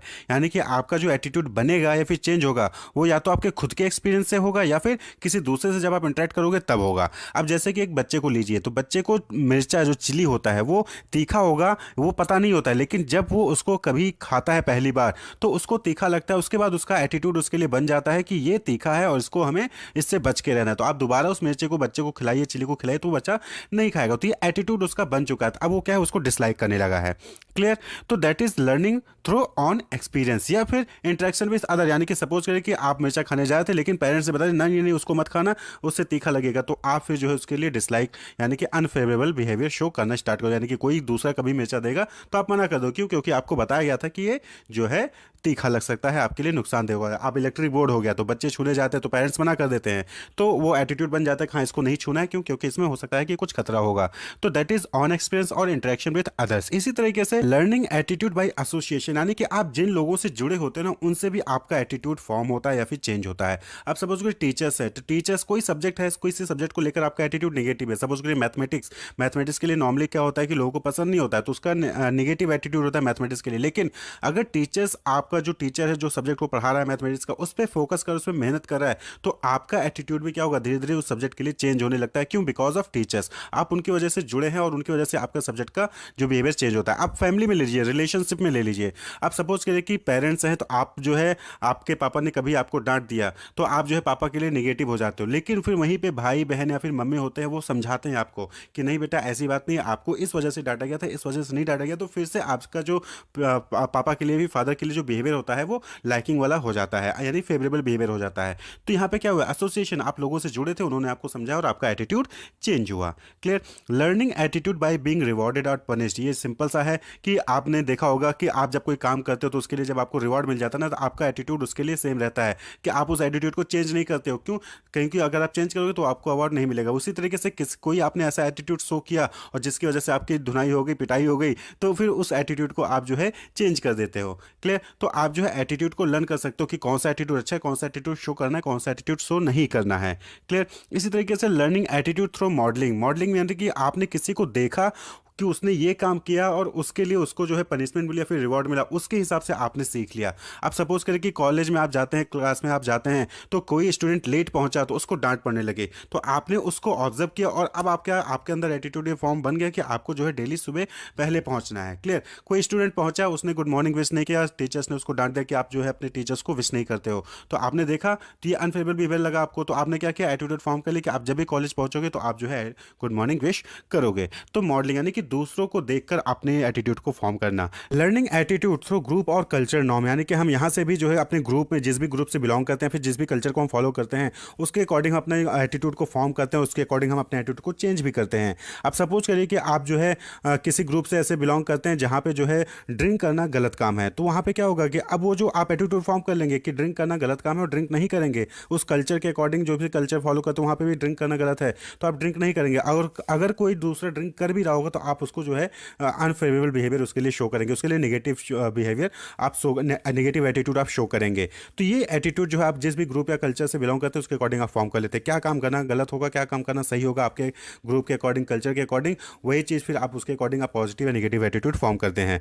देन है learning through exposure to information, यानी कि आप देखते हो कि मीडिया, न्यूज़पेपर, गूगल आप चले जाइए, बहुत सारे इन्फॉर्मेशन आपके पास आते रहते हैं, तो उसके अकॉर्डिंग आप जो है एटीट्यूड फॉर्म करते हैं और एटीट्यूड को अपने चेंज भी करते हैं। आप सपोज करिए कि पहले आप जो है सपोज करिए कि आप कांग्रेस को जो है फॉलो करते हैं, अब अचानक से मीडिया में आप देखेंगे तो हर जगह पे है कांग्रेस की निगेटिविटी और बीजेपी की पॉजिटिविटी दिखाई जाए, तो अब क्या है, आपके भी कहीं ना कहीं आपका निगेटिव जो एटीट्यूड है वो धीरे धीरे कांग्रेस के लिए निगेटिव हो जाएगा और बीजेपी के लिए पॉजिटिव हो जाएगा। तो यहाँ पे कहने का मतलब ये है कि आपका एटीट्यूड जो है वो इन्फॉर्मेशन जो आपको दी जाती है, चाहे वो मीडिया के थ्रू हो, चाहे गूगल के थ्रू हो, चाहे किसी और सोर्स के थ्रू हो, उस इन्फॉर्मेशन के बेसिस पे आपका एटीट्यूड चेंज हो जाता है किसी भी पर्सन के लिए, किसी भी ऑब्जेक्ट के लिए। क्लियर? तो आप जो है आपका एटीट्यूड इन तरीकों से फॉर्म होता है, इन तरीकों से चेंज भी हो सकता है। कुछ फैक्टर्स है जो अफेक्ट करते हैं आपके एटीट्यूड फॉर्मेशन पे, जैसे कि फैमिली बट ऑब्वियस बात है कि क्या गलत है, क्या सही है, कैसे रहना चाहिए, कैसे खाना चाहिए, कैसे पीना चाहिए, ये सारी चीज़ें आप फैमिली से करते हैं। फ्रेंड्स और पीयर्स जो आपके साथ जुड़े होते हैं वो लोग आपका एटीट्यूड चेंज कर सकते हैं। मीडिया जो इन्फॉर्मेशन दे रही है उसके अकॉर्डिंग आपका एटीट्यूड चेंज हो सकता है। टीचर, कोचेज जो आपको गाइडेंस दे रहे हैं, पास्ट एक्सपीरियंस यानी कि आपने पहले जो भी एक्सपीरियंस किया रहा हो उसके अकॉर्डिंग आप जो है अपना एटीट्यूड फॉर्म कर लेते हैं कि क्या गलत है, क्या सही है, क्या नेगेटिव है, क्या पॉजिटिव है। तो इन सभी चीज़ों से जो है आपका बिहेवियर अफेक्ट होता है, चेंज होता है। एटीट्यूड फॉर्मेशन को लेकर कुछ थ्योरीज भी है, जैसे कि बैलेंस थ्योरी है। तो बैलेंस थ्योरी जो है वो फ्रिज हैडर ने दिया था। उन्होंने कहा कि 3 एलिमेंट्स होते हैं एटीट्यूड फॉर्मेशन में। कौन कौन से? पर्सन यानी कि जो एटीट्यूड फॉर्म कर रहा है, अदर पर्सन जिससे वो इंटरेक्ट कर रहा है, और इम्पर्सनल एंटिटी यानी कि उन दोनों के बीच में कोई ना कोई ऑब्जेक्ट होगा जिससे वो दोनों आपस में रिलेट हैं, वो एंटिटी। ठीक है? और ये जो बैलेंस अगर दो एंटिटी के बीच में, एलिमेंट्स के बीच में होता है तो वो कॉम्पेटिबल होता है। अब सपोज करिए कि कोई इंडोर्सी है, यानी कि कोई एडवर्टीजमेंट प्रोडक्ट को इंडोर्स कर रहा है और एक प्रोडक्ट है और आप उस एडवर्टीजमेंट को देख रहे हैं, तो अगर आप उस प्रोडक्ट को लाइक करते हैं तो जो उसको इंडोर्स कर रहा है ना, आप उसको भी लाइक करने लगेंगे। वहीं पे अगर जो इंडोर्स कर रहा है उसको आप डिसलाइक करते हैं तो जो प्रोडक्ट को इंडोर्स कर रहा है उस प्रोडक्ट को भी आप डिसलाइक कर देंगे। तो बैलेंस होता है तो एटीट्यूड फॉर्म होता है। ठीक है? 2 चीज़ों के बैलेंस हुआ तो तीसरे के लिए आप एटीट्यूड बना लेंगे। ठीक? आपने प्रोडक्ट लाइक था, प्रोडक्ट को आप लाइक करते थे तो आप इंडोर्सी को भी लाइक करने लगे। आप जो है इंडोर्सी को लाइक नहीं करते थे तो आप प्रोडक्ट को भी डिसलाइक कर दिए। तो कहीं ना कहीं ये बैलेंस थ्योरी अप्रोच वहाँ पे काम करता है, उसके अकॉर्डिंग आप एटीट्यूड फॉर्म करते हैं, चेंज करते हैं। इसी तरीके से कॉग्निटिव डिसोनेंस थ्योरी है। यहाँ पे क्या होता है कि जो भी आप अनहार्मोनी होता है, डिसहार्मोनी होता है, उसको रिड्यूस करने की कोशिश करते हैं। तो कॉग्निटिव डिसोनेंस थ्योरी जो है वो लियोन फेस्टिंगर द्वारा दी गई थी। उन्होंने कहा कि a person experiencing cognitive dissonance attempts at bringing consonance by changing his belief और एटीट्यूड, यानी कि कोई अगर किसी चीज़ को लेकर डिसहार्मोनी में है तो वो उस चीज़ को कंसोनेंस में लेके आना चाहता है, हार्मोनी में लेके आना चाहता है अपने बिलीफ या एटीट्यूड को चेंज करके। तो एटीट्यूड को फॉर्म करता है, नया एटीट्यूड फॉर्म करता है, फिर एटीट्यूड को चेंज करता है। क्लियर? तो जैसे कि स्मोकिंग के आप देख ले तो बहुत सारे ऐसे लोग होते हैं जो स्मोक करते हैं लेकिन फिर भी उनके दिमाग में कहीं ना कहीं चलता है कि वो गलत कर रहे हैं। ठीक है? और इस चीज़ को, डिसहार्मोनी को रिड्यूस करने के लिए या तो वो स्मोकिंग को रोक सकते हैं या फिर वो अपने बिलीफ को चेंज कर लेंगे कि हम वो कुछ ज़्यादा ही सोच रहे हैं, इतना ज़्यादा नुकसान नहीं करेगा। तो उसके अकॉर्डिंग वो अपना एटीट्यूड चेंज कर लेते हैं, फॉर्म कर लेते हैं। तो ये कॉग्निटिव डिसोनेंस थ्योरी होती है। तो इसके अकॉर्डिंग भी जो है एटीट्यूड फॉर्म होता है। इसी तरीके से एटीट्यूड चेंज की बात करें तो एटीट्यूड चेंज कब होता है, जब आप जो है एटीट्यूड को मॉडिफाई करते हो, यानी कि जो भी आप एटीट्यूड था, किसी चीज़ को आप लाइक कर रहे थे, यानी कि मिर्चा, जैसे सपोज करें कि हम बचपन में क्या आता है कि हम पत्तीदार जो सब्जियां होती हैं, लीफी वेजिटेबल्स, जैसे कि पालक हो गया या अभी भिंडी हो गया, इसको हम बचपन में नहीं खाते हैं। लेकिन धीरे धीरे जैसे हम बड़े होते हैं ना, और जैसे जैसे हमारा नॉलेज इंप्रूव होता है, हम चीज़ों को देखते हैं कि हमारे लिए क्या बेनिफिशियल है, क्या चीज़ें इंपॉर्टेंट है, कौन सी चीज़ें हमारी बॉडी के लिए सही रहेंगी, उसके हिसाब से फिर हम धीरे धीरे पालक खाना और जो है भिंडी खाना ही स्टार्ट कर देते हैं। तो आपका क्या हुआ, एटीट्यूड मॉडिफाई हुआ। पहले आप जो है पालक और भिंडी को डिसलाइक करते थे, अब जो है पालक भिंडी को लाइक करते हैं। तो ये एटीट्यूड मॉडिफाई हुआ, और इसी को क्या कहते हैं, एटीट्यूड चेंज कहते हैं। Change occurs when a person goes from being positive to negative, यानी कि आप किसी चीज़ के लिए पहले पॉजिटिव थे, अब नेगेटिव हो गए, तो वो एटीट्यूड चेंज कहलाएगा। इसी तरीके से पहले बहुत कम पॉजिटिव थे, फिर बहुत ज़्यादा पॉजिटिव हो गए, तो वो भी एटीट्यूड चेंज कहलाएगा। या फिर आप जो है किसी चीज़ के लिए कोई एटीट्यूड था ही नहीं और उसके लिए अब एटीट्यूड हो गया है, तो वो भी क्या है, एटीट्यूड चेंज कहलाता है। तो मामले में अपना एटीट्यूड चेंज कब करते हैं, पहला कि जब हम जो एटीट्यूड पाल के रखे थे उससे अब हमें कोई सेटिस्फैक्शन होता नहीं है, यानी कि हम जो है पालक खाना पसंद नहीं करते थे, लेकिन अब हमें डॉक्टर ने बोल दिया कि पालक तो खाना पड़ेगा क्योंकि उससे आयरन मिलता है, तो अब आपको अपना एटीट्यूड चेंज करना पड़ेगा। यानी कि सेटिस्फैक्शन मिलना अगर बंद हो गया तो आप एटीट्यूड चेंज कर लेते हैं, अगर सेटिस्फैक्शन मिल रहा है तो एटीट्यूड चेंज नहीं करते हैं। एस्पिरेशन चेंज, यानी कि आपका गोल चेंज हो गया, एस्पिरेशन चेंज हो गया है, तो उस केस में भी आप जो है अपना एटीट्यूड क्या करते हैं, चेंज कर लेते हैं। तो नॉर्मली आप जो है एटीट्यूड को यहीं से चेंज करते हैं।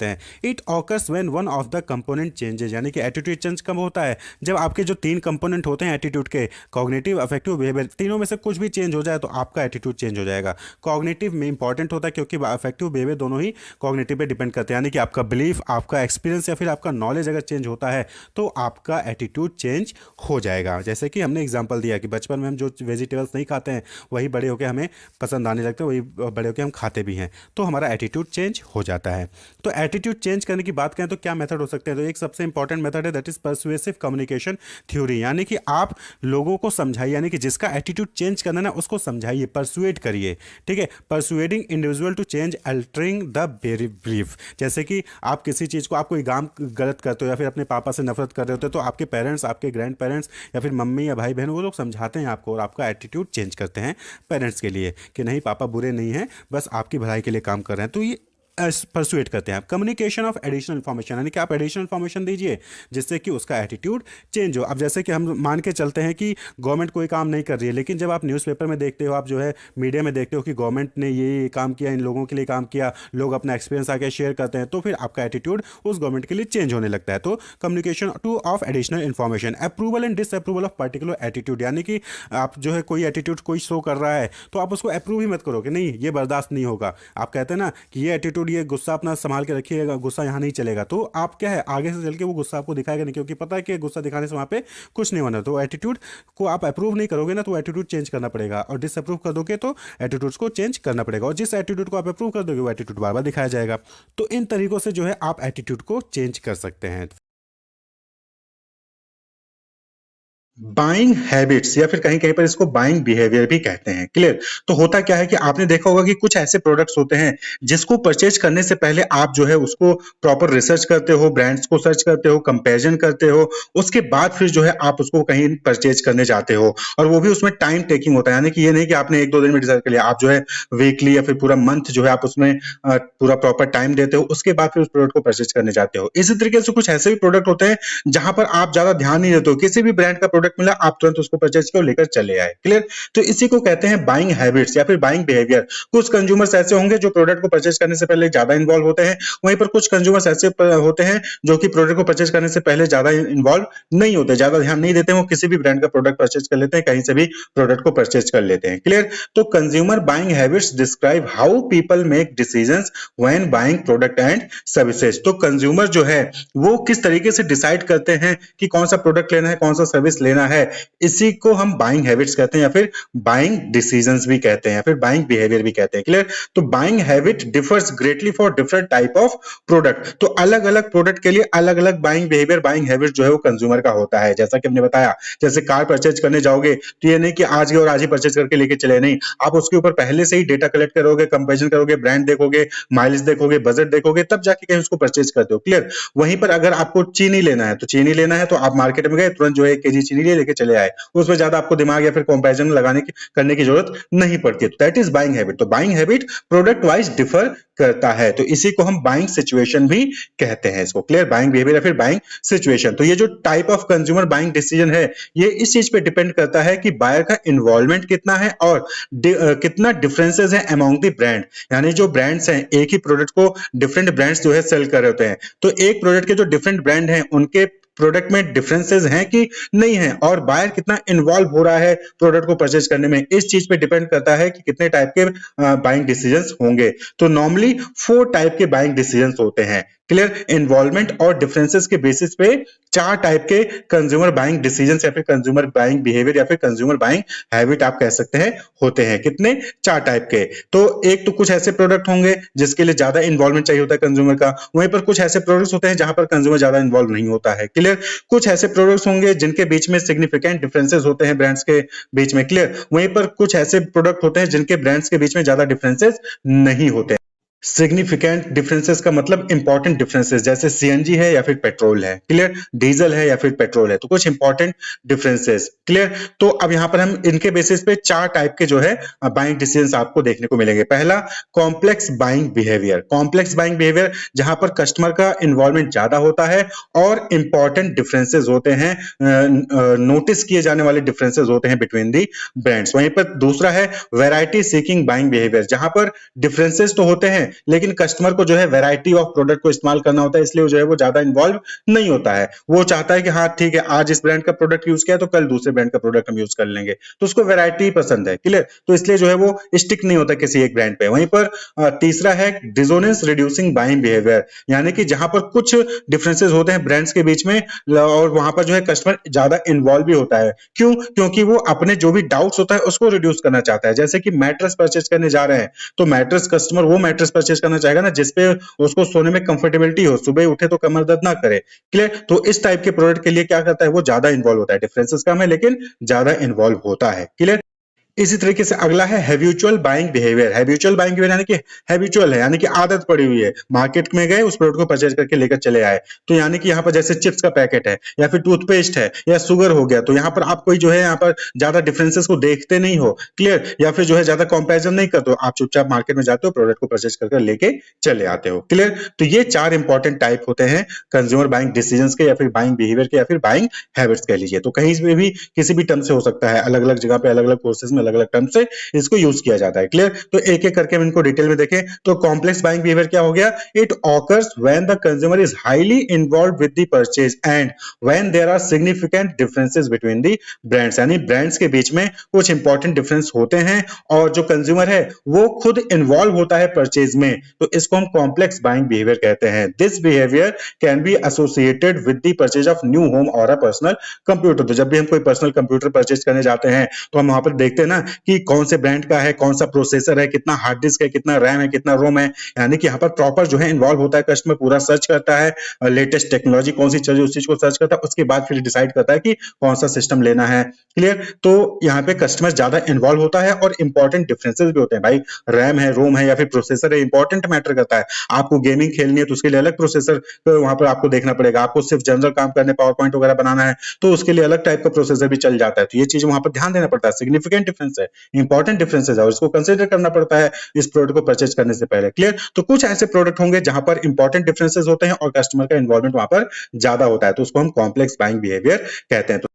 तो कॉम्प्लेक्स बाइंग बिहेवियर को कॉम्प्लेक्स क्यों कहा गया? क्योंकि यहाँ पर रिस्क ज्यादा होता है। भाई यहाँ पर डिसाइड करना आसान नहीं होता है, such task are complex because the risk is high. यहाँ पर घर लेना है तो घर कौन सा लेना है, कहां पर लेना है, कैसा डिजाइन होना चाहिए, उसका फ्रंट कहां पे होना चाहिए, उसका वास्तु शास्त्र देखना होता है, अप्रूवल है कि नहीं अप्रूवल है, तो बहुत सारे फैक्टर्स देखने पड़ते हैं ना, तो इसलिए इसको कॉम्प्लेक्स बाइंग बिहेवियर कहा गया है। क्लियर, तो कुछ ऐसे प्रोडक्ट होते हैं जिसके लिए जो कंज्यूमर है वो कॉम्प्लेक्स बाइंग बिहेवियर शो करता है, जैसा कि हमने बताया कि घर खरीदना या फिर जो है कार खरीद रहे हैं या फिर पर्सनल कंप्यूटर खरीद रहे हैं। क्लियर, वहीं पे जो दूसरा बाइंग बिहेवियर है that is dissonance reducing buying behaviour, जैसा कि हमने बताया अपने जो भी डाउट्स है उसको वो कम करना चाहता है। तो it occurs when the consumer is highly involved but sees little difference between brand, यानी ब्रांड के बीच में ज्यादा डिफरेंसेस नहीं है लेकिन कस्टमर को अपने जो भी प्रॉब्लम है उसको रिजॉल्व करना है, तो इस वजह से वो ज्यादा इन्वॉल्व होता है प्रोडक्ट को परचेज करने में, तो उसको हम डिसोनेंस रिड्यूसिंग बाइंग बिहेवियर कहते हैं। क्लियर, तो जैसे कि आप मैट्रेस का एग्जांपल देखिए जो हमने दिया था, तो वहां पर क्या था कि मैट्रेस हम क्यों परचेज करना चाहते हैं कि जिससे कि हमें कंफर्टेबिलिटी मिले, आराम से सो सके, सुबह जो है बॉडी पेन ना हो। क्लियर? तो इस वजह से हम जो है यहाँ पर ज्यादा इन्वॉल्व होते हैं, चेक करते हैं प्रॉपर्ली कि कौन सा मैट्रेस सही होगा हमारे बैक के लिए। क्लियर? इसी तरीके से अगला जो बाइंग बिहेवियर है that is habitual buying behaviour. Habitual buying behaviour जैसा कि हमने पहले ही बताया, it occurs when involvement is low and difference between brands are small, यानी कि ज्यादा डिफरेंसेस नहीं है ब्रांड्स के बीच में और कस्टमर का इन्वॉल्वमेंट भी जो है वो ज्यादा नहीं है। Consumer in this case usually do not form a strong attitude toward a brand but select it because it is familiar. तो कस्टमर जो है यहाँ पर ज्यादा एटीट्यूड किसी भी ब्रांड को लेकर ज्यादा वो स्टिक नहीं होता है, लेकिन वो पर्टिकुलर एक ब्रांड को ही प्रोडक्ट लगातार कई सालों से परचेज करते चला रहा है, तो इसलिए उसी ब्रांड का प्रोडक्ट को परचेज करता रहता है। क्लियर? जैसे कि कोई भी खाने पीने वाली सामान है, हम उसको रेगुलर बेसिस पे सेम ब्रांड का परचेज करते रहते हैं। टूथपेस्ट हो गया, शुगर हो गया, तो हम लगातार एक ही जैसा जो है ब्रांड जो है इस्तेमाल करते रहते हैं। टूथपेस्ट का है तो कोलगेट ले रहे हैं या फिर पतंजलि ले रहे हैं, तो वही ब्रांड हम लगातार इस्तेमाल करते रहते हैं। तो हैबिचुअल है, यानी वो हैबिट में आ गया कि यही यही टूथपेस्ट लेना, तो वही हम लेते रहते हैं। तो यहाँ पर कोई स्ट्रॉन्ग एटीट्यूड या स्ट्रॉन्ग फेवर नहीं होता है किसी ब्रांड के लिए। क्लियर? क्योंकि यहाँ कस्टमर का ज्यादा इन्वॉल्वमेंट नहीं होता और ज्यादा डिफरेंसेस भी नहीं होते हैं। क्लियर? नेक्स्ट जो है that is variety seeking buying behaviour. Variety seeking यानी कि यहाँ पर कंज्यूमर क्या करता है, यहाँ पर उसको अलग अलग ब्रांड के प्रोडक्ट को परचेज करना, ट्राई करना अच्छा लगता है। तो is a type of consumer behaviour in which consumers tend to buy more items when they see a wider variety of product. तो यहाँ पर क्या होता है कि कस्टमर को ज्यादा वैरायटी ऑफ प्रोडक्ट को यूज करना पसंद है। तो आज जो है लेज वाला चिप्स खाया है, तो कल जो है डोरिटोस वाला चिप्स खाना पसंद करेंगे। क्लियर? आज जो है दूसरा बिस्किट ब्रांड के बिस्किट खाया है, तो कल जो है दूसरा ब्रांड के बिस्किट वो खाना पसंद करेंगे। तो वैरायटी सीकिंग होते हैं। तो इसीलिए क्या है कि ये जो है ब्रांड में कितना भी डिफरेंसेस हो, उनको जो है ज्यादा इन्वॉल्व नहीं होते हैं, क्योंकि उनको अलग अलग ब्रांड परचेज करना पसंद है। क्लियर? तो it is characterised by low involvement and low brand loyalty from the consumer. तो यहाँ पर ज्यादा ब्रांड लॉयल्टी भी नहीं होता कंज्यूमर का और ज्यादा इन्वॉल्वमेंट नहीं होता है। ब्रांड लॉयल होंगे, ब्रांड लॉयल्टी का मतलब क्या हो गया कि एक ही ब्रांड का प्रोडक्ट वो जो है परचेज करते चले जा रहे हैं कई सालों से। लेकिन यहाँ पर जो वैरायटी सीकिंग बाइंग बिहेवियर होते हैं, इसमें ज्यादा लॉयल्टी नहीं होती ब्रांड को लेकर। आज किसी ब्रांड का प्रोडक्ट परचेज के लिए, तो कल दूसरे ब्रांड का प्रोडक्ट को परचेज कर लेंगे। क्लियर? जैसे कि यहाँ पर चिप्स का हो गया, कोल्ड ड्रिंक्स हो गया, तो जरूरी नहीं कि आप एक ही ब्रांड के कोल्ड ड्रिंक को पीते होंगे। हो सकता है आज कोका कोला पी रहे हैं, अगले दिन जो है आप किसी दूसरे ब्रांड का जो है वहां पर कोल्ड ड्रिंक पी रहे हैं, रेड बुल पीने लग गए। क्लियर? तो स्विच करते रहते हैं ब्रांड्स के बीच में। तो वैरायटी सीकिंग बाइंग बिहेवियर, तो ये जो है 4 इंपॉर्टेंट बाइंग बिहेवियर या फिर बाइंग हैबिट या फिर कंज्यूमर बाइंग डिसीजन आप कह सकते हैं होते हैं। क्लियर? और ये किसके बेसिस पे कैटेगराइज किए गए, डिवाइड किए गए हैं? इन्वॉल्वमेंट और डिफरेंसेस के बेसिस पे। क्लियर? कि कस्टमर का इन्वॉल्वमेंट कितना है, हाई इन्वॉल्वमेंट है, लो इन्वॉल्वमेंट है, और वहीं पर डिफरेंसेस कितने हैं, सिग्निफिकेंट डिफरेंसेस हैं, यानी कि कुछ इंपॉर्टेंट डिफरेंसेस हैं, या फिर कुछ ही डिफरेंसेस हैं, ज्यादा डिफरेंसेस नहीं है, कुछ ही डिफरेंसेस जो कि इंपॉर्टेंट भी नहीं है। क्लियर? तो इसके बेसिस पे 4 टाइप के बाइंग हैबिट्स, बाइंग डिसीजन या फिर बाइंग सिचुएशंस डिवाइड किए जाते हैं। कंज्यूमर की किसी एक नीड को फुलफिल करने के लिए मल्टीपल प्रोडक्ट्स जो है मार्केट में अवेलेबल है, यानी कि डिफरेंट अल्टरनेटिव्स मार्केट में अवेलेबल हैं। तो जब कंज्यूमर को कोई प्रोडक्ट परचेज करना होता है, तो वहाँ पर उसके सामने डिफरेंट अल्टरनेटिव्स अवेलेबल होते हैं, जिसमें कि डिफरेंट फीचर्स एट्रीब्यूट्स अवेलेबल हैं। तो अब ऐसे में जो है कंज्यूमर को डिसाइड करना पड़ता है कि उसको कौन सा प्रोडक्ट परचेज करना है। तो ऐसे केस में क्या होता है कि कंज्यूमर जो है वहाँ पर डिसीजन रूल्स का यूज़ करता है। तो जो डिसीजन रूल्स हैं वो 2 टाइप के होते हैं, compensatory decision rule and non compensatory decision rule. Non compensatory decision rule में फर्दर यहाँ पर जो है 4 इंपॉर्टेंट टाइप्स होते हैं, conjunctive decision rule, disjunctive decision rule, lexicographic decision rule and affect referral decision rule. तो इन सभी रूल को हम यहाँ पर एग्जाम्पल के साथ देखेंगे। तो सबसे पहला जो यहाँ पर टाइप है that is compensatory decision rule. तो यहाँ पर क्या होता है कि यहाँ पर अगर किसी प्रोडक्ट के एट्रीब्यूट्स में एक एट्रीब्यूट्स की रैंकिंग कम है और दूसरे एट्रीब्यूट्स की रैंकिंग अच्छी है, तो ऐसे केस में जो रैंकिंग अच्छी है वो जो कम रैंकिंग है उसको कंपनसेट कर देता है। यानी कि वहाँ पर क्या होता है कि एक बहुत अच्छी चीज़ है, एक बहुत ख़राब है, तो अच्छी चीज़ ने ख़राब चीज़ को कंपनसेट कर दिया और जो है वहाँ पर उस प्रोडक्ट को सेलेक्ट कर लिया जाता है। तो in these strategies consumer allow a higher value of one attribute to compensate for lesser value of another attribute. यानी कि अगर किसी प्रोडक्ट में एक कमी है और वहीं पर उसमें बहुत सारी अच्छाइयाँ हैं, तो उस कमी को जो है वहाँ पर कंपनसेट कर दिया जाता है और उस प्रोडक्ट को सिलेक्ट कर लिया जाएगा। तो यहाँ पर क्या होता है कि सभी ब्रांड और उसके एट्रीब्यूट को स्कोर कर दिया जाता है। क्लियर? और फिर ब्रांड्स हैविंग हाईएस्ट स्कोर और weighted score will be selected. फिर जिस भी ब्रांड के हाईएस्ट स्कोर होंगे या फिर वेटेड स्कोर हाईएस्ट होगा, उस ब्रांड को सिलेक्ट कर लिया जाता है। अब यहाँ पर आप एक एग्जांपल देखिए, यहाँ पर आपको जो है 2 ब्रांड दिए हैं, ब्रांड ए और ब्रांड बी, और उसके एट्रीब्यूट्स दिए हैं प्राइस, सेफ्टी, माइलेज, और इनकी जो है मिनिमम कट ऑफ दे दिया गया है 5, 6, 8। प्राइस के लिए 5, सेफ्टी के लिए 6, माइलेज के लिए 8। लेकिन अब ब्रांड ए का देखिए तो प्राइस के लिए 5 है, सेफ्टी के लिए 5 है, माइलेज के लिए 4 है। लेकिन वहीं पर ब्रांड बी का देखिए तो प्राइस के लिए 3 है, सेफ्टी के लिए 10 है, माइलेज के लिए 2 है। तो ऐसे केस में क्या है कि ब्रांड ए जो है देखा जाए तो सिर्फ सेफ्टी को छोड़ के बाकी सभी में प्राइस और माइलेज के लिए अच्छी रैंकिंग है as per compare to brand B.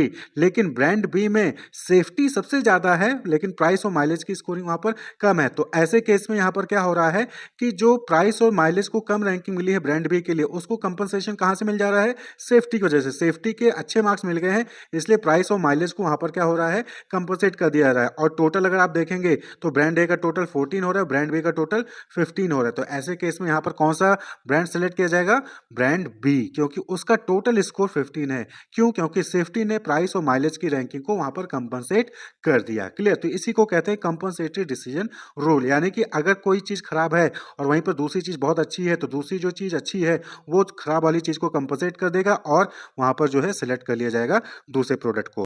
वहीं पर बात कर लें नॉन कंपनसेटरी डिसीजन रूल में, तो यहां पर क्या है कि अगर कोई ब्रांड किसी भी मिनिमम क्राइटेरिया या फिर मिनिमम कट ऑफ को फॉलो नहीं कर रहा होगा, फुलफिल नहीं कर रहा होगा, तो उसको हटा दिया जाएगा, उसको कंसीडर ही नहीं किया जाएगा। भले उसमें एक चीज बहुत अच्छी हो, ठीक है, लेकिन अगर एक भी चीज खराब हुई, एक भी चीज मिनिमम कट ऑफ को फुलफिल नहीं कर रही है, तो उसको प्रोडक्ट को एलिमिनेट कर दिया जाएगा, उसको कंसीडर नहीं किया जाएगा। Eliminate alternatives that do not meet a particular criterion. Minimum required performance is set, and if any brand does not qualify the minimum criteria will be removed from the consideration. Clear? तो हर चीज के लिए, हर attribute के लिए minimum cut off रखा जाएगा, और कोई भी ब्रांड अगर किसी भी मिनिमम कट ऑफ को जो है फुलफिल नहीं करेगा तो उसको रिमूव कर दिया जाएगा। जैसे कि a decision maker might reject the option because the price is too high whether the quality of the product is high. तो चाहे क्वालिटी जो है प्रोडक्ट की हाई हो, लेकिन अगर प्राइस बहुत ज्यादा है, वो मिनिमम कट ऑफ को फुलफिल नहीं कर रहा है, तो ऐसे केस में उसको जो है नेग्लेक्ट कर दिया जाएगा, उसको रिजेक्ट कर दिया जाएगा, उसको कंसीडर ही नहीं किया जाएगा डिसीजन के लिए। क्लियर? तो अब नॉन कंपनसेटरी डिसीजन रूल में डिफरेंट टाइप है। तो सबसे पहला क्या है?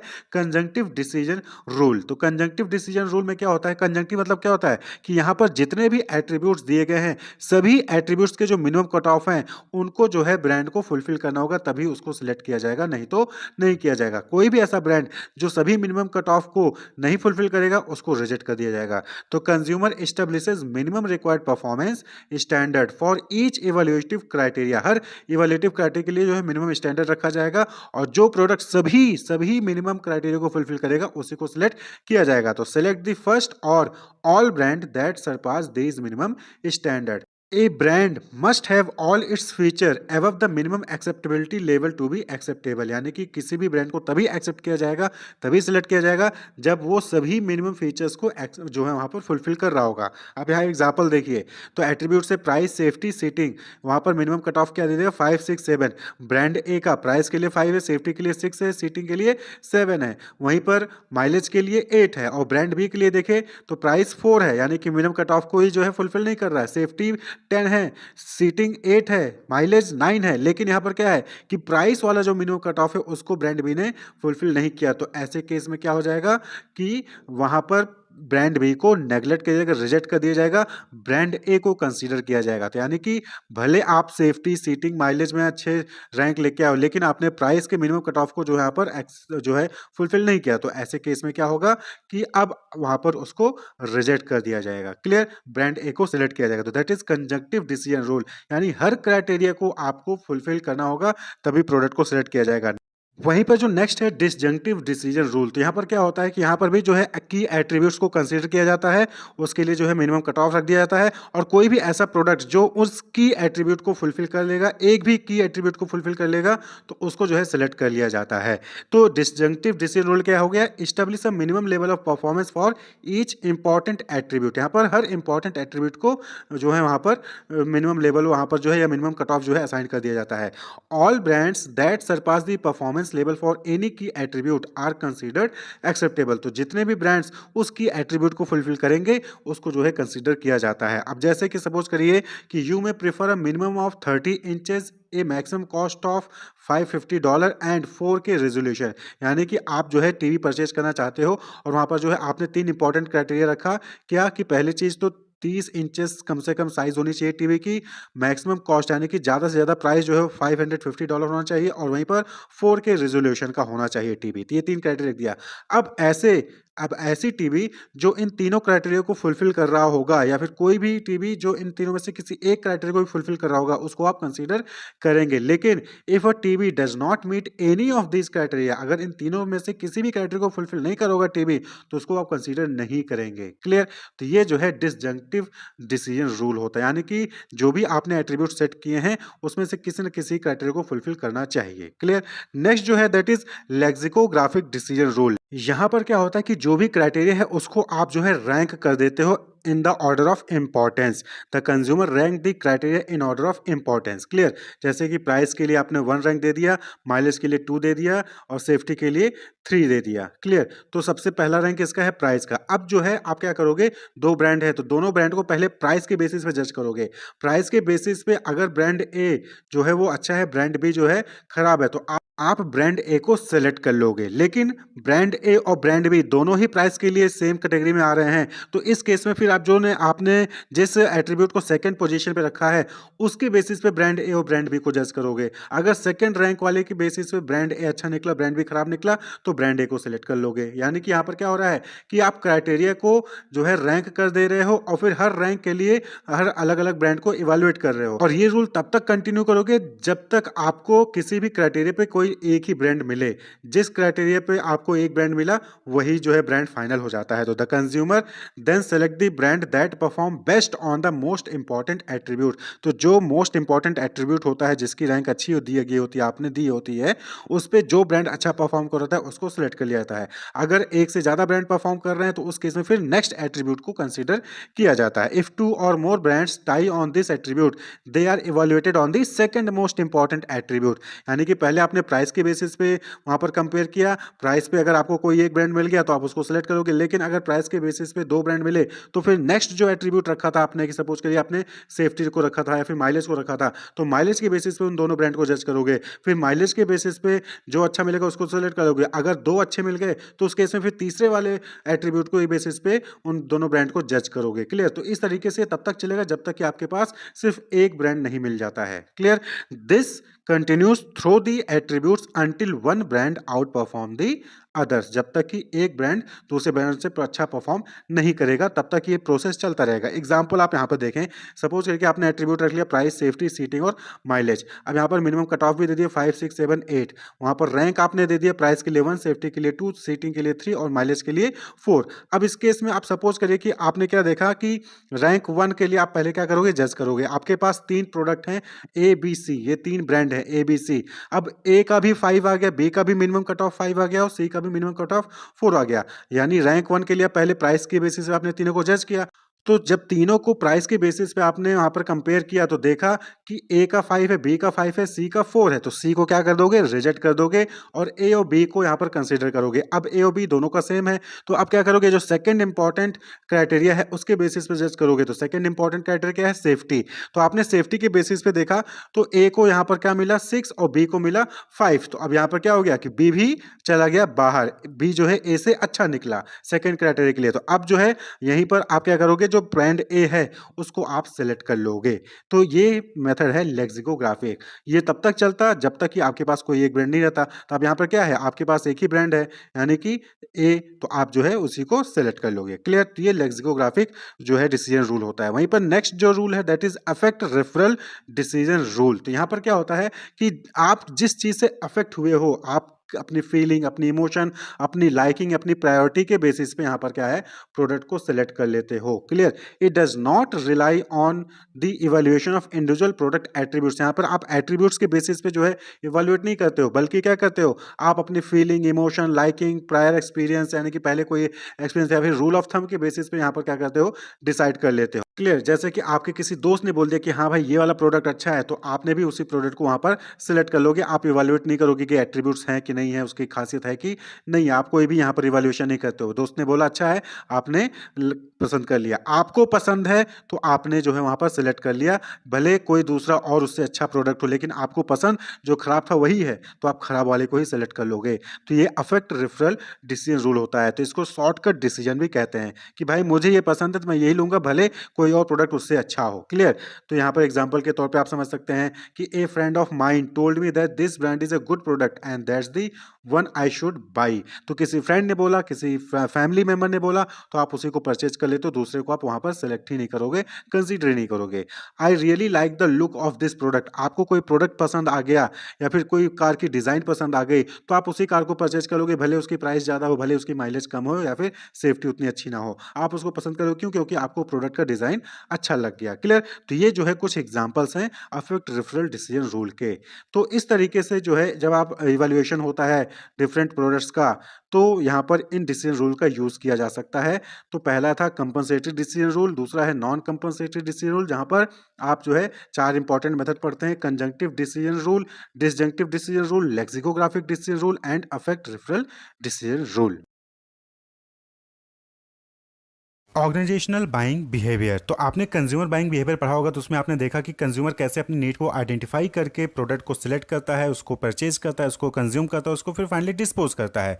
तो उसी तरीके से ऑर्गेनाइजेशन अपनी नीड को फुलफिल करने के लिए, यानी कि ऑर्गेनाइजेशन नीड क्या है कि उसको जो है प्रोडक्ट या सर्विसेज बनाने हैं, तो उसके लिए उसको रॉ मटेरियल चाहिए या फिर मशीनरी चाहिए या फिर सप्लाईज चाहिए। तो उसको जो है परचेज करने के लिए कैसे वो जो है डिसाइड करता है, सप्लायर को सिलेक्ट करता है, कैसे अपनी नीड को आइडेंटिफाई करता है, उसको इवेलुएट करता है डिफरेंट प्रोडक्ट्स को, और फिर फाइनली जो है सिलेक्ट कर लेता है किसी सप्लायर को जिससे वो रॉ मटेरियल या फिर मशीनरी जो है वो परचेज करता है। तो वही चीज़ ऑर्गेनाइजेशनल बाइंग बिहेवियर कहलाता है, यानी कि कैसे ऑर्गेनाइजेशन जो है वो डिसीजन मेकिंग करता है regarding the purchase of product and services for the further production of goods and services. तो ऑर्गेनाइजेशनल बाइंग बिहेवियर क्या हो गया? Refers to the buying behaviour of organisation that buy product for business use, resale और to make other product. यानी कि किसी दूसरे product को बनाने के लिए या फिर रीसेल करने के लिए कैसे कोई ऑर्गेनाइजेशन है वो कोई भी प्रोडक्ट या सर्विसेज को परचेज करता है, तो उसी को क्या कहते हैं? ऑर्गेनाइजेशनल बाइंग बिहेवियर कहते हैं। It is the decision making process. ये क्या है? डिसीजन मेकिंग प्रोसेस है by which formal organisation establish the need for purchase product. यानी कि पहले जो प्रोडक्ट परचेज करना है उसकी नीड है कि नहीं है, पहले उसको इस्टेब्लिश करता है, and services and identify, evaluate and choose among alternative brand and supplies. और उसके बाद जब वो प्रोडक्ट या सर्विसेज की नीड है उसको जब इस्टेब्लिश कर लेता है, उसके बाद जो है अल्टरनेटिव ब्रांड्स और सप्लायर्स को आइडेंटिफाई करता है, उनको इवेल्युएट करता है, फिर फाइनली किसी एक सप्लायर या फिर ब्रांड को सेलेक्ट करके उनसे जो है ऑर्डर प्लेस कर देता है। तो यही चीज़ ऑर्गेनाइजेशनल बाइंग बिहेवियर कहलाती है। क्लियर। तो ऑर्गेनाइजेशनल बाइंग बिहेवियर में सिंपल सा इतना ही है कि कैसे जो ऑर्गेनाइजेशन है, भाई ऑर्गेनाइजेशन जो बिजनेस ऑर्गेनाइजेशन होती है वो कोई ना कोई प्रोडक्ट बना रही होती है, फिर कोई ना कोई प्रोडक्ट सर्विसेज प्रोवाइड कर रही होती हैं। तो उस प्रोडक्ट को बनाने के लिए, उस सर्विस को प्रोवाइड करने के लिए भी उनको कुछ ना कुछ रॉ मटेरियल, मशीनरी या फिर सप्लाईज या फिर ऑफिस इक्विपमेंट्स चाहिए होते हैं। तो वो चीज़ें जो है वो किसी दूसरे ऑर्गेनाइजेशन से परचेज करती हैं। तो किस तरीके से वो पहले अपनी नीड को आइडेंटिफाई करते हैं, उसके बाद फिर डिफरेंट सप्लायर या फिर जो ब्रांड्स हैं उनको सिलेक्ट करती हैं और उनसे जो है ऑर्डर प्लेस करती हैं। तो उसी को ऑर्गेनाइजेशनल बाइंग बिहेवियर कहा गया है। क्लियर। अब बात कर लें कैरेक्टरिस्टिक्स की। तो कुछ कैरेक्टरिस्टिक्स हैं, जैसे कि आपने अभी डिफिनेशन देखा तो उसमें आप समझ ही गए होंगे कि सबसे पहली चीज़ कि फीवर एंड लार्जर बायर, यानी कि जो ऑर्गेनाइजेशंस होते हैं वो नंबर ऑफ कम होते हैं। भाई कस्टमर या कंज्यूमर की कंपैरेटिव में आप देखें तो कंज्यूमर्स क्या है? करोड़ों में, हर घर में कंज्यूमर्स हैं, लेकिन हर घर में बिजनेस या ऑर्गेनाइजेशंस नहीं होते हैं, तो फीवर हैं as per compare to consumer. वहीं पे लार्जर बायर्स, यानी कि यहाँ पे क्या होता है कि जो क्वांटिटी होती है वो लार्ज अमाउंट में परचेज की जाती है, एक दो अमाउंट में परचेज नहीं की जाती है। जैसे कि अगर आपको जो है अपने घर के लिए टेबल चेयर लेना है तो आप एक या दो या चार पांच ले लेंगे, लेकिन जब कॉलेजेस में होता है या फिर ऑफिसेज में फर्नीचर्स परचेज करने होते हैं तो वहाँ पे कई सारे नंबर ऑफ यूनिट्स में परचेज किया जाता है, यानी कि उनकी क्वांटिटी क्या होती है? लार्ज होती है। दूसरा है क्लोज सप्लायर कस्टमर रिलेशनशिप। यहाँ पे क्या है? सप्लायर और कस्टमर रिलेशनशिप क्लोज होता है। नॉर्मली आप और जो दूसरे सेलर्स होते हैं कंज्यूमर और बिजनेस ऑर्गेनाइजेशन में, उनके बीच में क्लोज रिलेशनशिप नहीं होता है, क्योंकि मैन्युफैक्चर जो करता है प्रोडक्ट वो कोई और है, बिजनेस कोई और है, वो होलसेलर को देता है, होलसेल रिटेलर को देता है, रिटेलर फिर फाइनल कंज्यूमर को देता है। तो कंज्यूमर और रिटेलर के बीच में रिलेशनशिप हो सकता है, लेकिन कंज्यूमर और मैन्युफैक्चर के जो है बीच में रिलेशनशिप नहीं होता है। लेकिन ऑर्गेनाइजेशनल बाइंग में क्या होता है कि सप्लायर और कस्टमर के बीच में रिलेशन होता है, क्योंकि सप्लायर डायरेक्टली जो है वो ऑर्गेनाइजेशन को प्रोडक्ट सेल कर रहा होता है। देन है प्रोफेशनल परचेजिंग। प्रोफेशनल परचेजिंग क्यों है? क्योंकि एक ऑर्गेनाइजेशन दूसरे ऑर्गेनाइजेशन से परचेज कर रहा है, यानी एक प्रोफेशन दूसरे प्रोफेशन से, एक एम्प्लॉय दूसरे एम्प्लॉय से डील करता है, परचेजिंग करता है, तो इसलिए क्या हो गया, ये प्रोफेशनल परचेजिंग हो गया। मल्टीपल बाइंग इन्फ्लुएंसेस, यहाँ पे क्या होता है कि अगर किसी भी ऑर्गेनाइजेशन को कोई प्रोडक्ट चाहिए तो वहाँ पे बहुत सारे लोग हैं जो इन्वॉल्व होते हैं उस परचेज डिसीजन में। जैसे कि पहले आपको सीईओ से या फिर एमडी से अप्रूवल लेना होगा, फिर फाइनेंस डिपार्टमेंट से अप्रूवल लेना होगा क्योंकि पैसा वहाँ से आएगा, फिर जाके आप जो है सप्लायर से कॉन्टैक्ट करते हो। तो यानी कि यहाँ पे मल्टीपल बाइंग इन्फ्लुएंसेस हैं। लेकिन आप एज अ कंज्यूमर समझें तो कंज्यूमर के रूप में अगर आप हैं तो आप जाते हैं परचेज करके चले आते हैं, वहाँ पे आपको ज़्यादा कोई इन्फ्लुएंस करने वाला नहीं होता है। क्लियर? दिस नेक्स्ट जो है characteristics that is derive demand. Derive demand मतलब कि यहाँ पे जो डिमांड है वो किसी दूसरी डिमांड की वजह से आती है। यानी कि ऑर्गेनाइजेशन अगर सप्लायर से कोई रॉ मटेरियल परचेज कर रहा है तो वो रॉ मटेरियल इसलिए परचेज कर रहा है क्योंकि कोई दूसरा प्रोडक्ट की डिमांड आया है। अब जैसे कि फ्लोर मिल ले लीजिए, तो आटे की डिमांड आ रही है, कंज्यूमर्स को आटा चाहिए, तो उसके लिए फिर क्या होगा, ऑर्गेनाइजेशन को जो फ्लोर मिल है उसको गेहूं चाहिए होगा, तो डिराइव डिमांड होता है। इन इलास्टिक डिमांड यानी कि यहाँ पे जो डिमांड है वो प्राइस की वजह से ज़्यादा फ्लक्चुएट या चेंज नहीं करती है, इन इलास्टिक होती है। कंज्यूमर में क्या होता है कि अगर प्राइस थोड़ा सा भी आगे पीछे हुआ तो डिमांड जो है फ्लक्चुएट करती है, इलास्टिक डिमांड होता है। लेकिन यहाँ पे ऑर्गेनाइजेशन बाइंग में नॉर्मली इन इलास्टिक डिमांड होता है। नेक्स्ट है जियोग्राफिकली कंसंट्रेटेड बायर, यानी कि यहाँ पे क्या होता है कि ऑर्गेनाइजेशन नॉर्मली क्या है, किसी एक एरिया, एक लोकेशन में आपको मिल जाते हैं। लेकिन कंज्यूमर क्या है, कंज्यूमर डिस्पर्स्ड हैं, रेजिडेंशियल एरिया हो चाहे कोई दूसरा एरिया हो, हर जगह आपको कंज्यूमर्स मिलेंगे। लेकिन जो बिजनेस होते हैं, जो ऑर्गेनाइजेशन होते हैं, हर घर में नहीं होते, वो किसी एक पार्टिकुलर मार्केट में, किसी एक पार्टिकुलर लोकेशन पे होते हैं। जैसे कि आप इंडस्ट्रियल एरिया के नाम से सुनते होंगे, एसईजेड स्पेशल इकोनॉमिक जोन, तो वहीं पे आपको इंडस्ट्रीज, वहीं पे जो है आपको कंपनीज मिलती हैं। मार्केट चले गए तो वहाँ पे बिजनेस आपको मिल जाएंगे। तो जियोग्राफिकली क्या है, ये कंसंट्रेटेड होता है, यानी कि किसी एक स्पेसिफिक लोकेशन पे आपको देखने को मिल जाते हैं। Next is direct purchasing. यहाँ पे क्या होता है, डायरेक्ट परचेजिंग होता है, यानी कि जो ऑर्गेनाइजेशन है वो सीधे दूसरे ऑर्गेनाइजेशन के पास जाते हैं, उनसे जाके परचेज कर लेते हैं। यानी कि यहाँ पे मिडिल मैन, जो होलसेलर, रिटेलर या जो सप्लायर्स, जो होलसेलर रिटेलर्स होते हैं, ये सारे लोग इसमें इन्वॉल्व नहीं होते हैं। तो डायरेक्ट परचेजिंग होता है, सीधे ऑर्गेनाइजेशन गया, दूसरे ऑर्गेनाइजेशन के पास गया और वहाँ पे जाके परचेज करता है। क्लियर? तो ये कुछ कैरेक्टरिस्टिक्स हो गई बिजनेस या फिर ऑर्गेनाइजेशनल बाइंग के। तो अब बात कर लें कि इसके स्टेजेस क्या हैं। क्लियर? तो ऑर्गेनाइजेशन या बिजनेस बाइंग प्रोसेस, तो ये क्या है, refers to the process through which industrial buyer make a purchase decision. तो जो बाइंग प्रोसेस वो किस चीज़ को रेफर करता है कि किस तरीके से जो है कोई भी सप्लायर से प्रोडक्ट परचेज करना है, फिर मशीनरी परचेज करना है, तो किस तरीके से वो जो है क्या प्रोसेस अपनाते हैं। क्लियर? तो सबसे पहले आता है प्रॉब्लम रिकॉग्निशन। जैसे कंज्यूमर बाइंग बिहेवियर में आपने देखा होगा कि नीड आइडेंटिफिकेशन, तो उसी तरीके से यहाँ पे क्या है, प्रॉब्लम रिकॉग्निशन। भाई ऑर्गेनाइजेशन है तो उनको पहले नीड को आइडेंटिफाई करना होगा ना कि किस चीज़ की नीड है उनको। तो ऑर्गेनाइजेशन रिकॉग्नाइज अ प्रॉब्लम और need that can be met by acquiring goods और सर्विसेज, यानी कि पहले ऑर्गेनाइजेशन को अपनी प्रॉब्लम को या नीड को आइडेंटिफाई करना होता है जिसको किसी पर्टिकुलर गुड्स या सर्विसेज से फुलफिल किया जा सकता है। क्लियर? अब सपोज करें कि जो है आटे की डिमांड आ रही है, तो आटे की डिमांड आ रही है तो उसके लिए क्या चाहिए आपको, व्हीट चाहिए, गेहूं चाहिए, तो ये नीड आ गई, ये प्रॉब्लम आ गई। तो अब आप क्या करोगे, अगला काम क्या हो जाएगा, जनरल नीड डिस्क्रिप्शन, यानी कि आपको डिस्क्राइब करना होगा कि किस टाइप का जो है आपको प्रोडक्ट चाहिए, किस टाइप का जो है आपको गुड्स या सर्विसेज चाहिए, उसकी जनरल नीड क्या है वो आप उसको डिस्क्राइब करिए। एंड देन प्रोडक्ट को स्पेसिफाई करिए कि किस टाइप का जो है, अगर गेहूं भी चाहिए तो किस टाइप का गेहूं चाहिए, चावल चाहिए तो किस टाइप का चावल चाहिए, मल्टीपल टाइप के आपके जो है राइस आते हैं, चावल आते हैं, तो कौन सा चावल आपको चाहिए। तो इसको जो है आपको वहाँ पे क्या करना होगा, प्रोडक्ट स्पेसिफिकेशन करना होता है। देन अगला काम आता है सप्लायर सर्च। अब क्या है कि जो भी टाइप का प्रोडक्ट आपको चाहिए, जो भी गुड्स या सर्विसेज चाहिए आपको, अब उसके लिए मार्केट में कौन कौन सप्लायर्स अवेलेबल हैं आप उनको सर्च करें। अभी यहाँ पे क्या है, सर्च करिए, यानी कि लिस्ट बना लीजिए कि अच्छा मिस्टर ए है, मिस्टर बी है, मिस्टर सी है, 3 टाइप के लोग हैं, और तीनों जो हैं आपको उस टाइप का जो है प्रोडक्ट दे देंगे जिस टाइप का आपको चाहिए। क्लियर? उसके बाद अगला स्टेज आता है प्रपोजल सॉलिसिटेशन। प्रपोजल सॉलिसिटेशन कहने का मतलब यहाँ पे है कि acquisition and analysis of proposal, यानी कि आप जो सप्लायर आपने चूज किए,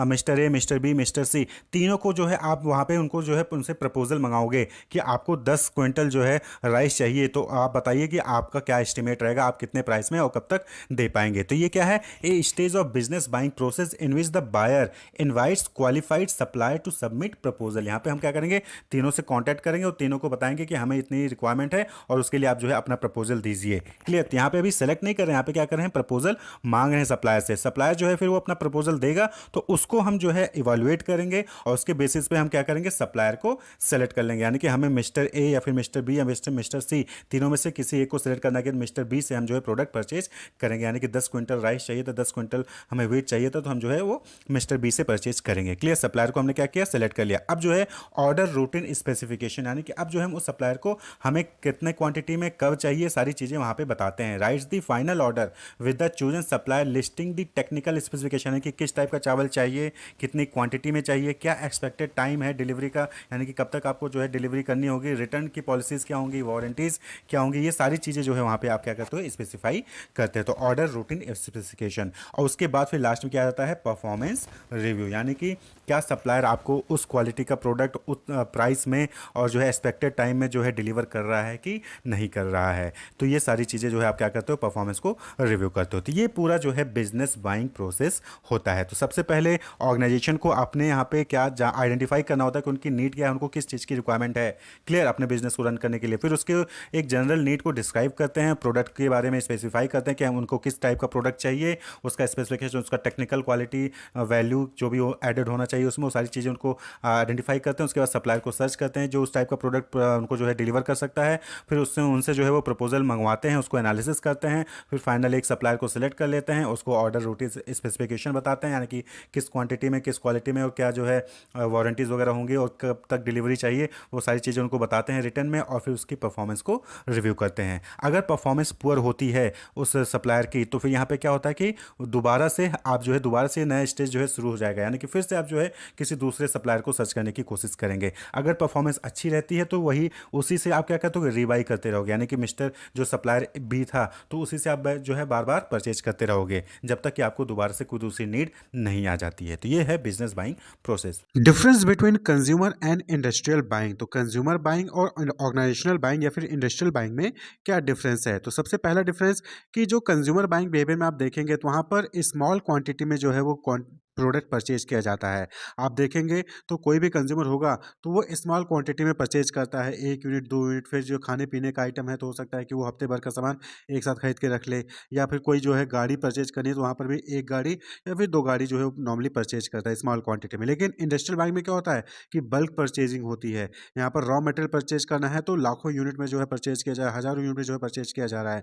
गाड़ी परचेज करनी है तो वहाँ पर 4-5 गाड़ियाँ, फिर हो सकता है कि 6-7 गाड़ियाँ एक साथ परचेज की जा रही हों, यानी कि बल्क क्वांटिटी में जो है ऑर्गेनाइजेशनल या फिर इंडस्ट्रियल बाइंग में परचेजिंग होती है। क्लियर। वहीं पर नेक्स्ट जो डिफरेंस है that is consumer buying behaviour में पर्सनल या फिर फैमिली डिसीजन मेकिंग होती है। यानी कि कंज्यूमर बाइंग बिहेवियर में जो पर्सन होता है जो परचेज करने जा रहा है वो डिसाइड करेगा, या फिर उसकी फैमिली मिलकर जो है वहाँ पर डिसाइड करती है कि क्या प्रोडक्ट परचेज करना है, क्या नहीं परचेज करना है। वहीं पर ऑर्गेनाइजेशनल या फिर इंडस्ट्रियल बाइंग बिहेवियर में क्या होता है कि प्रोफेशनल डिसीजन मेकिंग होती है। यानी कि वहाँ पर मैनेजमेंट के लोग बैठते हैं और वो डिसाइड करते हैं कि किस क्वालिटी का, किस क्वांटिटी में, किस प्राइस से, किस सप्लायर से जो है परचेज करना है। तो प्रॉपर वहाँ पर जो है पूरा प्रोसेस फॉलो किया जाता है, पॉलिसी होती है, उस पॉलिसी के अकॉर्डिंग जो है वहाँ पर बाइंग या फिर डिसीजन मेकिंग होती है ऑर्गेनाइजेशन में। क्लियर।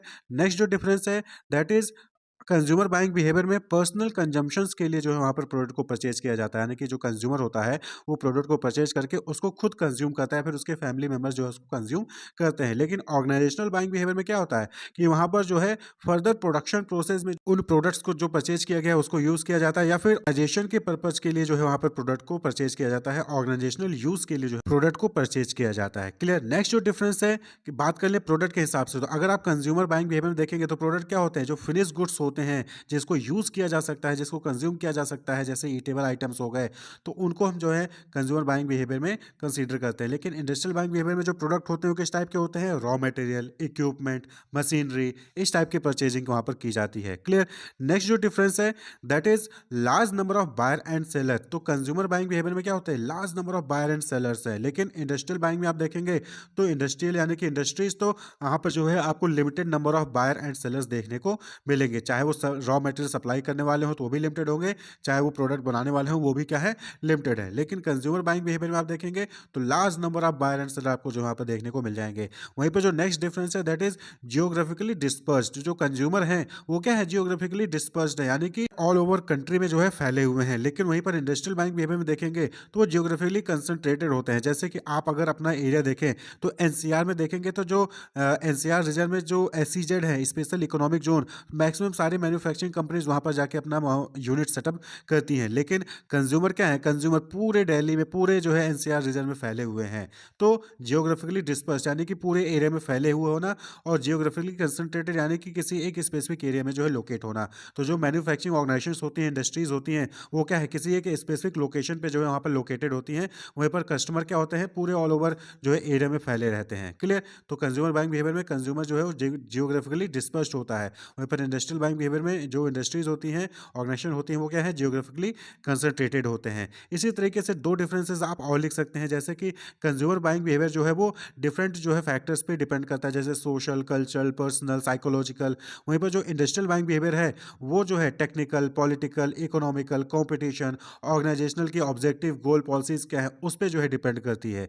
इसी तरीके से एक और जो है डिफरेंस लिख सकते हैं कि कंज्यूमर बाइंग बिहेवियर में जो परचेजिंग होती है वो इम्पल्स हो सकती है, यानी कि आप जा रहे थे, रास्ते में आपको कोई प्रोडक्ट अच्छा लगा, आपने परचेज कर लिया। इम्पल्स बाइंग होती है कंज्यूमर बाइंग बिहेवियर में। लेकिन ऑर्गेनाइजेशनल या फिर इंडस्ट्रियल बाइंग बिहेवियर में इम्पल्स परचेज नहीं होता है, वहाँ पर प्रॉपर जो है प्लानिंग की जाती है, पॉलिसीज को देखा जाता है, डिसीजन मेकिंग होती है, उसके बाद ही जो है सप्लायर को सिलेक्ट करके वहाँ पर प्रोडक्ट को परचेज किया जाता है। तो इंडस्ट्रियल बाइंग बिहेवियर में इम्पल्स परचेज नहीं होता है, लेकिन कंज्यूमर बाइंग बिहेवियर में इम्पल्स परचेज होता है। तो ये जो है कुछ इंपॉर्टेंट डिफरेंसेस थे कंज्यूमर एंड इंडस्ट्रियल और ऑर्गेनाइजेशनल बाइंग बिहेवियर।